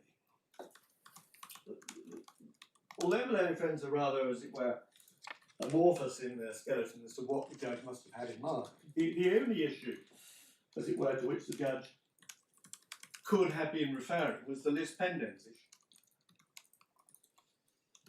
Because at the point of the hearing, the wife's appeal was pending. It was due to be heard in Italy a day or so, I think it was on day 2 of our hearing in London. Obviously, if the court rejected that, the wife had said, I'm going to go to constitutional court because it's unconstitutional for me not to be able to appeal there, and or she would appeal again. There was lots of debate about how much that was going to cost her, and she didn't seem to have any idea at all about that in cross-examination. And of course, at this point, my client had said, and I'll come on to it because it's a point later on, had said, well, I will drop the fault argument. And so, in a sense, the divorce issue in Italy became much more straightforward. The judge's point at 23.2, well, we can have a conditional order here and directions begin to progress the application for the financial order, it leads to a first appointment. The point we've made about that is, of course, and it's a common feature that's now arising in these sort of cases where we have a no-fault situation, divorce jurisdiction, and so in essence, once 20 weeks have expired, unless that's shortened, conditional order can be made. But the judge, of course, was dealing not only with the question of divorce, but also with financial remedies. He was looking at it in the round. There are, as Lordship will know, remember, older cases, I think this is Mr. Justice Holden, where the court bifurcated the divorce from the financial remedies and said, well, you can get divorced here, but you can go and deal with the finances in the foreign court. Here the judge seems to assume, well, we can get divorced here very quickly. Of course we can. And then we'll just get on with the finances. The order that you have in the bundle that Mr. Justice Ferrara made, it starts at page 63, records in the preamble that at what was intended to be the first directions hearing on the 18th of December, it was going to be, I think, and I'm looking at paragraph 3 on page 63 in the core bundle. At the hearing, the court would hear argument as to whether the finances could be progressed at all until the issue of custody, shared care, and the wife's application to relocate to England from Italy with the children had been determined. Because it was our case, the learned friends didn't concede the point, and that's why the recital was inserted and his lordship agreed with it, that issue would be debated. And so in essence, at that stage, what Mr. Justice Garrido was contemplating was having a first directions hearing with certain automatic directions, and then deciding whether the case should effectively be paused to await the outcome of what was happening in Italy. And the wife accepts, as you know, only Italy can deal with custody, shared care, relocation, because the children are habitually resident there, and this court has no jurisdiction to deal with that at all. And so, in essence, what the judge was contemplating was getting on with the finances here. At the same time, the parties would be litigating in Italy. And it was accepted by the wife that only Italy could deal with, for example, occupation, allocation of the matrimonial home on an interim basis. His lordship, Mr. Justice Garrido, had declined to make a maintenance pending suit order here because he said what was happening in Italy was reasonable. The wife hadn't demonstrated any need. And at risk of repeating what's already in my note, just by way of recollection, when the case came before Mr. Justice Garrido for maintenance pending suit, the wife was postulating scenarios, her in the house with the children, husband out, or the wife out of the house with the children in Italy, neither of which the wife had to concede was something the English court could contemplate, because that was a matter for the Italian court. So, in essence, by refusing the stay, even whilst the Liz Pending's appeal was still pending, the decision to refuse the stay required the parties to litigate in two different jurisdictions simultaneously, albeit about some different issues, but issues which plainly overlapped. And that's why I asked the wife about whether she would, assuming, for example, the Italian court refused her application for permission to relocate, would she stay in Italy or come back? And although the wife, as it were, didn't commit one way or the other, and in fact, if one looks at the transcript, her position is rather more clear, and she accepted what I was putting to her than my own friend suggests. In essence, one might have to contemplate a situation where the wife is living in Italy with the children because the Italian court won't allow her to leave.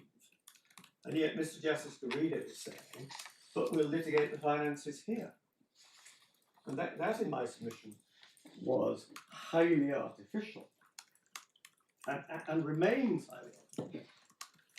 And your lordships know there was due to be a hearing in Italy on the 16th of December. we have a copy of the order and indeed a memo, a submission as it were, lodged by the wife on the 15th of December, reminding ourselves the wife's appeal against the lis pendens stay in Italy was refused in May, and the stay was lifted, I think, in July. It's in the chronology.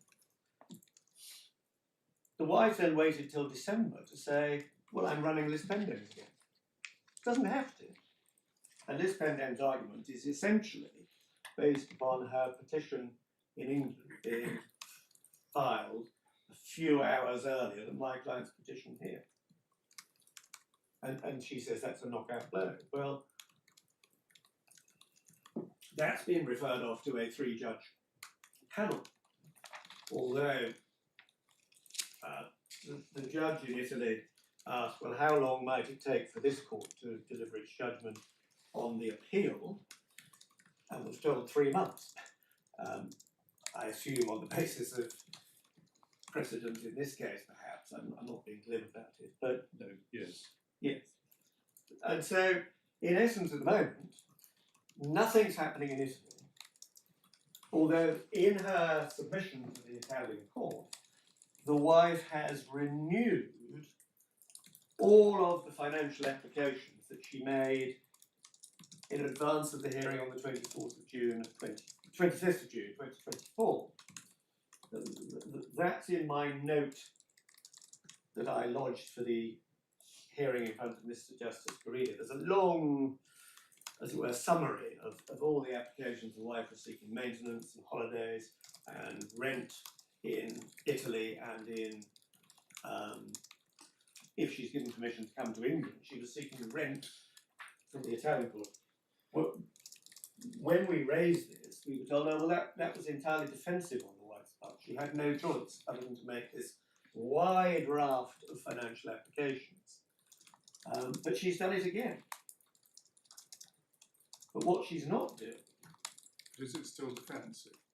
No, it's freestanding. I mean, it's a But document. what happens if this case is stayed and she hasn't made those applications over there? Well, she's already made them once. Okay, but supposing that all this, or you succeed on the jurisdiction,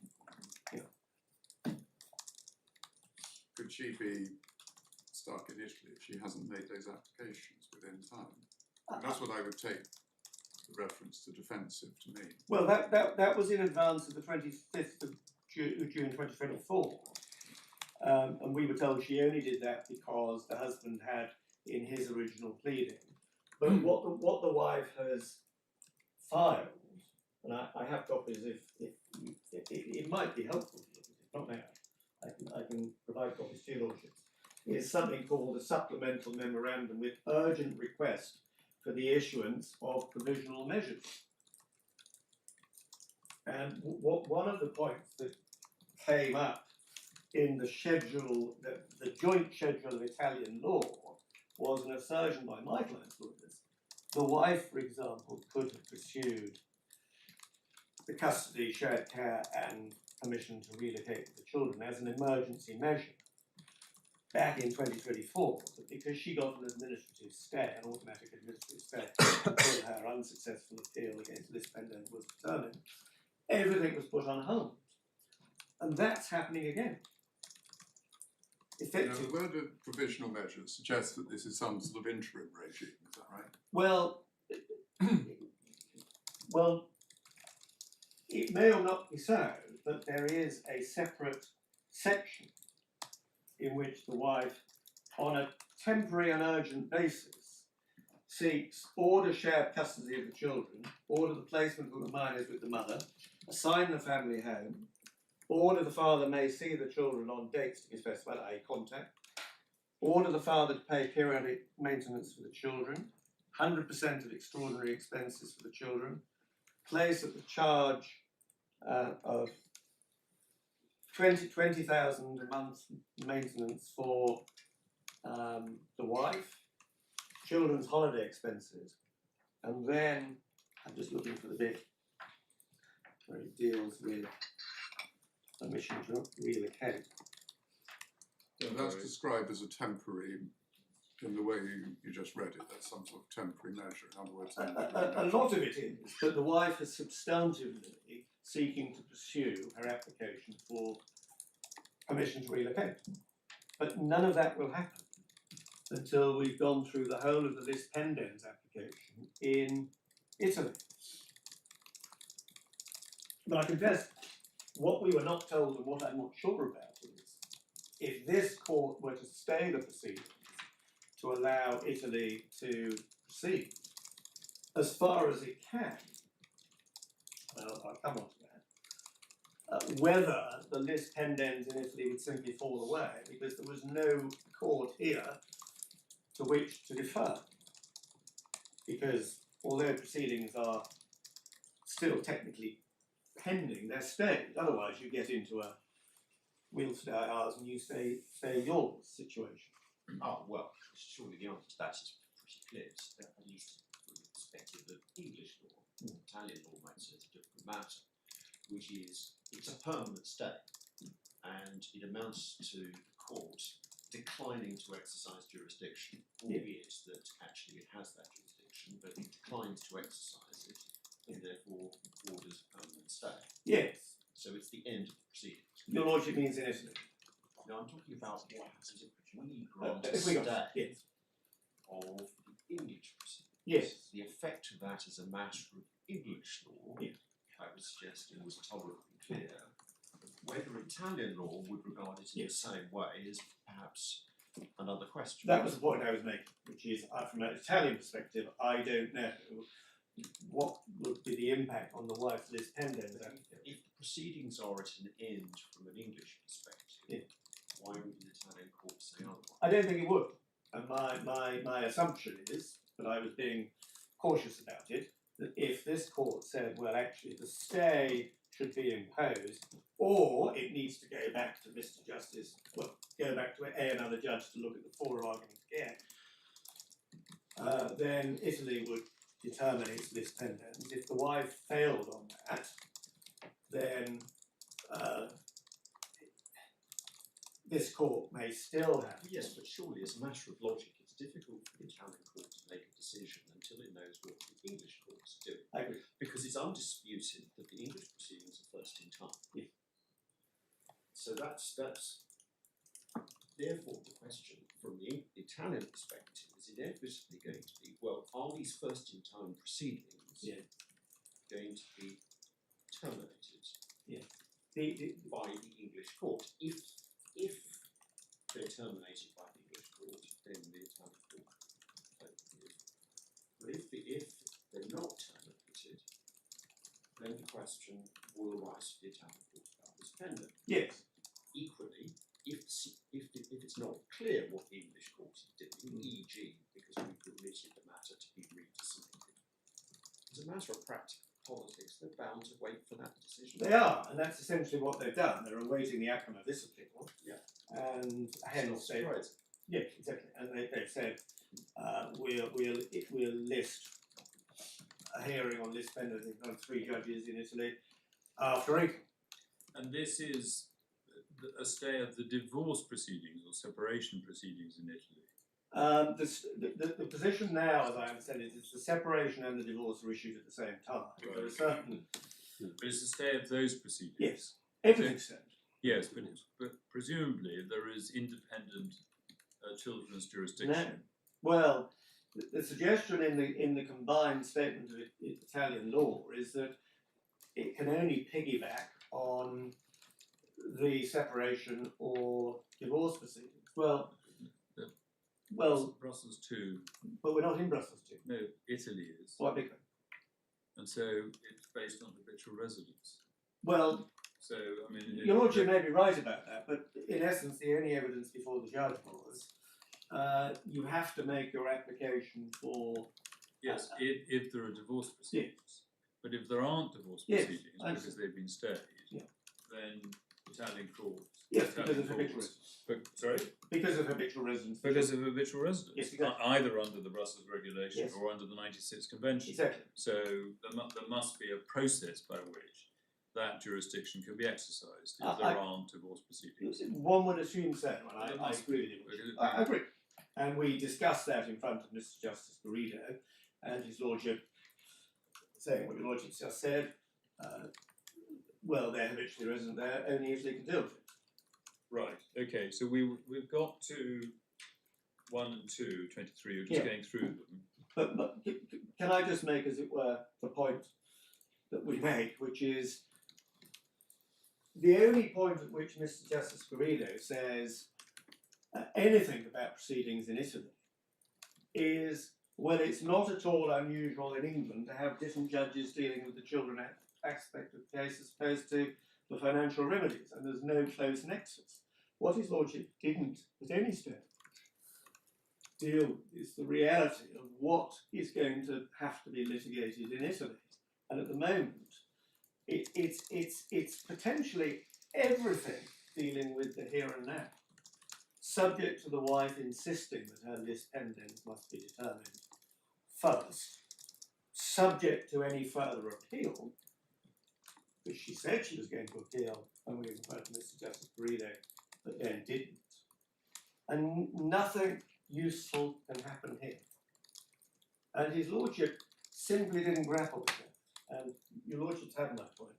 In essence, by refusing the stay, he's imposed on these parties the requirement to litigate in 2 jurisdictions, either in parallel or sequentially. And so that impacts on other things that he says further down.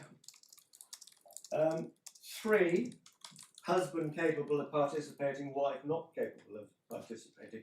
The documents support her evidence she was unable effectively participate in proceedings in Italy in June of 2024. You have in the supplemental bundle a very helpful, as it were, it's not a transcript, it's a contemporaneous summary of what was happening. The wife's complaint was, I couldn't understand what was going on.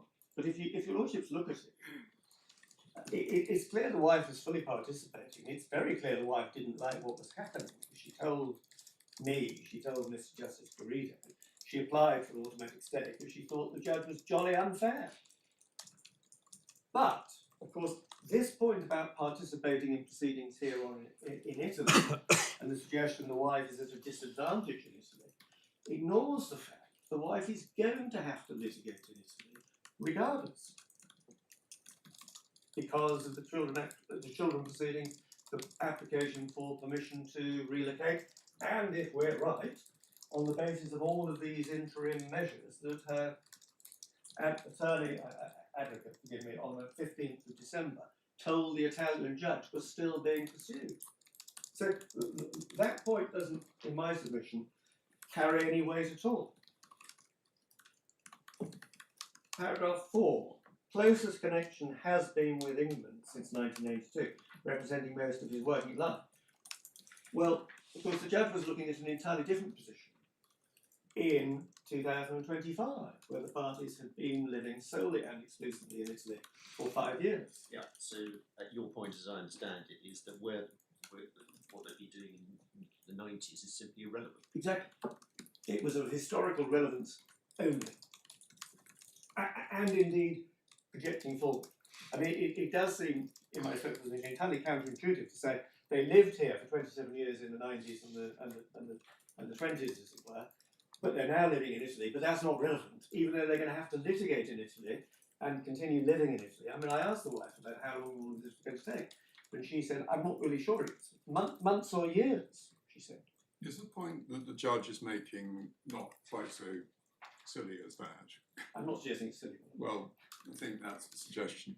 Because he then goes on to say, I've not been persuaded that his business has lost its substantial connection Yes. with England, which relatively recently had its main training centre and still has an office there. In other words, isn't he making the opposite point, which is that the husband still has connection with London? He says he's not been persuaded, but there's no, you have my point already, there's no reference to the evidence at all. Malaria friend cross-examined about it, and the husband said, no, absolutely not. There's an office here, I don't work here, it doesn't operate here, most of it's, well, it's not, it doesn't operate here, its substantial connection is Italy. That's precisely why they moved in 2019. And this suggestion about the next paragraph, which really links together about no assets in Italy, which appear to be in Luxembourg. There might be some assets here because there might be some assets in Jersey. What the wife had done, and it's right at the back of the exhibit to her statement, CFF3, I think it is, right at the back. She produced a photograph of 3 envelopes which had Jersey postmarks. And what transpired was that was a pension administered by a company in Jersey. And yet the judge is saying, well, there might be assets here. And they're not subject to jurisdiction in Italy. Might be here. But of course, when further down the page, at 9, the judge disavows the safety net, as it were, of an application for financial remedies after a foreign divorce under Part 3 of the 1984 Act. In a sense, he answers his own concern, or addresses his own concern, which is, well, they might not be subject to litigation or subject to jurisdiction in Italy. They would be if the wife could satisfy the jurisdictional requirements of the 1984 Act at the time she applied, of any foreign divorce. The court has a range of orders, and I respectfully suggest counterintuitively, the judge said, well, that's just duplication. Now that would apply in every case. Whether It wouldn't apply in every case, it depends on the specific circumstances of the well, case. well, it does, and I've used shorthand. I'm so sorry for that. Oh, no, it's all right. Because jurisdiction, as you know, under the 1984 Act also depends on Domicile. domicile. Yes. And there are a number of factors which the court has taken into account, Yes. include the connection that the parties have to, Yeah. the parties to the marriage have with England and Wales, and the financial benefits that the Yes. parties have received outside. Yeah, mindful of all of that, Lord, yes. And as I understand it in this case, the expert evidence is effectively agreed that the property agreement, separation of property agreement, would be binding, and that there would be no capital. The court will not have jurisdiction to make property adjustments orders, lump sum orders, Yes. and will only be able to deal with maintenance because the court does not have power to Yes. the separation of assets. Yes, quite. So I mean, looking at what the judge said in 9 may well not prevent. Yeah. Probably said that he was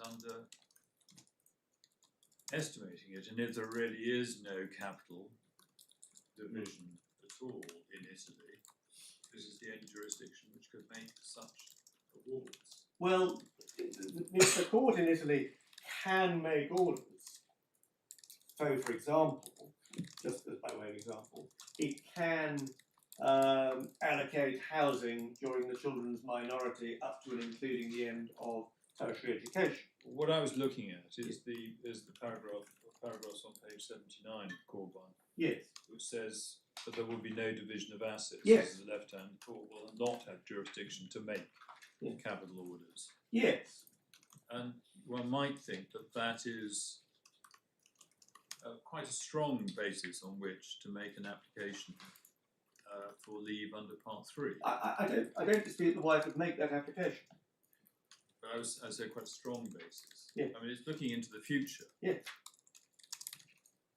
I mean, curiously, during argument or submissions, we were all, as it were, I thought, on a mutual understanding that Part 3 would mitigate, subject to jurisdiction, subject to the wife having to apply for permission under Section 13. All of that taken on board, in other words. The 1984 Act provided a safety net, and the sensible thing. I mean, sometimes in these sort of cases, the parties agree where the divorce takes place, Yes. and agree that leave should be given under Part 3 Yeah. to avoid the expenditure of money on preliminary sparring, it might be called, about which part of the consequences of the, or which parts of the consequences of the parties' separation should be determined. Yes, I understand. I understand your Lordship's point entirely. That wasn't being proposed by anybody, and Well, it's disappointing if it wasn't thought about. yeah. Well, Because it would have been sorry, a I way didn't of, intend to see this. no, it's all right. It would have been a way of saving. Yes, If and we haven't got the possible, but saving quite a lot of money. entirely understood, my Lord. And at the moment, the parties are homeless. Of course they are.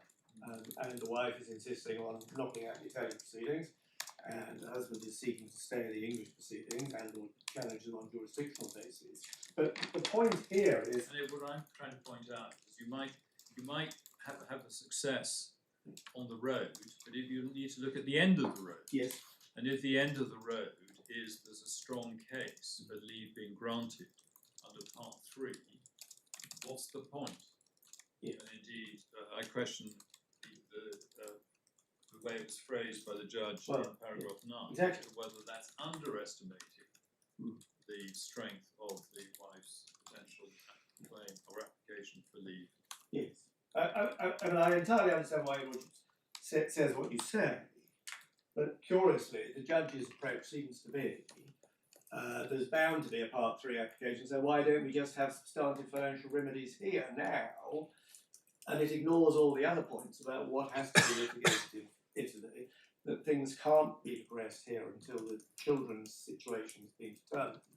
And Well, I know the point is, if there's bound to be Part 3, what are you arguing about? well, Don't answer that question. no, in every case, It's a hypothetical. of course it is.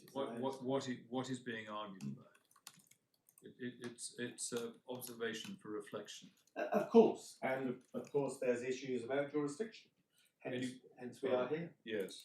Okay, so just looking, so you got to 5, I got to which 5. you were connecting with 9. Sorry. Yeah. Yes. And I wanted to ask a question about 5 because Yes. some of these factors I'm struggling to understand their relevance to the issue of 4. Yes. So this seems to be looking to enforcement. Is that correct? Well, Seems to be, well, there's no assets to enforce against in Italy. Enforcement seems to be in Luxembourg, which would seem to be neutral. A likelihood he has pension assets in England, not subject to Italian audit. So that again seems to be looking at enforcement. Is that? I think it is, and of course, although of course in English law, under national law, of course, the court can make a pension sharing order, as your Lordship will know, and so in essence, pensions, if they are subject to the jurisdiction of the English court, can be divided. Whereas I think it's And so okay. So and what is the pension position? well, we don't know. I don't know is the answer. Well, That seems strange. well, I can take instructions and tell your Lordship after lunch in German if that would assist. But there hasn't been full financial disclosure Well, yet. not has there? for me disclosure, but there was bespoke financial disclosure for the maintenance pending suit, because we had an argument about that inevitably, and we were ordered to provide, as it were, NPS plus disclosure, documentation, and other things. And your Lordships will have seen from the wife's defence in Italy, and indeed in her application made on the 15th of December, at the moment, in Italy, she is seeking financial disclosure of bank accounts, investments, corporation, not only from the husband, but from third parties, going back 10 years. And yet the wife says I shouldn't have to litigate in Italy. So that's what she's seeking, and she sought that as recently as the 15th of December. So, my Lord, there has been financial disclosure, but not, I accept, by way of 4me, with all the requisite documentation. But for the reason I alluded to before, that may not yet happen. Because the court might say, within the financial remedy proceedings, under Rule 3.3, we can't sensibly progress the financial disclosure, financial process, until we know about custody and relocation. I mean, it would, if it's going to take months or years, as the wife suggests, because we have to wait for this pendants and then she activates her application to relocate, it may be a long time more. More time on top of the 6 years we're already at. So I don't, in my submission, understand. Other than in 23.5, the husband was saying, and of course, if my client's making an application for a stay, he has to prove Italy is the more convenient forum. And so if there are no assets in Italy and no assets here, and they're all in Luxembourg, I suppose the judge might say you lose, because neither court is well placed to deal with the finances, but you have the burden of persuading us that Italy is more convenient. Well, I don't understand that. Well, I've said Enforcement is a subsequent question. I respectfully agree. It's subject to the court's primary jurisdiction, and his lordship is only. I mean, the emphasis on the pension is probably an entire distraction at this point, but it's something that was plainly put in the judge's mind. I mean, Is it only to do with enforcement though, or is it something, I mean, the way you just described it, and you'll have to forgive me for my own lack of complete understanding of this, but I think you were saying that the court might have actually a jurisdiction to make orders for the separation of pensions, if it's a pension which is administered here, is that? But if it's subject to the jurisdiction of the court here, and the specific provision in the Matrimonial Causes Act was probably originally a compromise between the legislature and the pension industry as to what is or isn't subject. But assuming the pension is falls within the ambit of the court's jurisdiction, the court can make a sharing order. It used to be able to require the pension beneficiary to commute the lump sum, or it can order payments to be made directly. But these days, frankly, only pension sharing orders tend to be made. So it might conceivably have a jurisdictional dimension as well as an enforcement dimension. Yeah. Well, I think I said to my Lord Justice Arnold that the court can make substantive orders. That, I mean, the difficulty in a sense is because the judge's starting point was, as per the schedule, the combined schedule, was Italy won't do any of this because there is a separation of property agreement. In essence, they fall out of the picture. Regardless of where the assets were located, I imagine the judge would have been saying, but the Italian court isn't going to make orders in relation to those. Yes, but I mean, my lord is right. As the judge said, one way or another, pension assets here cannot be subject to Italian orders. Yeah. But they are within the scope of this court's jurisdiction. So that is a jurisdiction issue. Yes, on the face of it, subject to actually understanding what this particular pension was and whether it falls within or outside the court's jurisdiction, there was a point to be made, but it carried minimal weight in my submission. And in any event, subject to all the points that I discussed with my Lord Justice Moylan, there is the Part 3 application, which the judge dismissed as, well, we're going to have to deal with that anyway, why don't we just get on with it? Which, I mean, curiously in a sense, the safety net of Part 3, the 1984 Act, is being dismissed as irrelevant on the basis, well, we'll just deal with substantive financial remedies now. Anyway, that's where we were. There seems to be a danger that all of these procedural points are really the tail wagging the dog a bit. Looking at it in a big picture sense, it sounds as though there's lots of issues that just will not be decided in Italy. Yeah, in Italy? Yes, because of the agreement. So the court in Italy is not going to have to decide any questions about the division of capital because on the face of it, and that seems to be agreed. But aren't those? There's a route by which, and it's Part 3 of the 1984 Act, that the English court could decide all of that. But isn't another way of looking at it to say, well, if those issues just aren't going to be litigated in Italy, then Italy isn't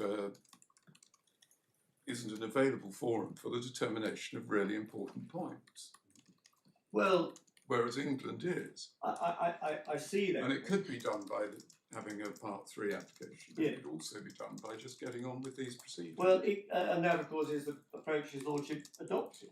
Does he? Where's the finding that Italy is not an available forum? Well, he doesn't make that point. Yes, but the evidence established, as my lord says, that it would not be deciding those issues, because that's the expert evidence.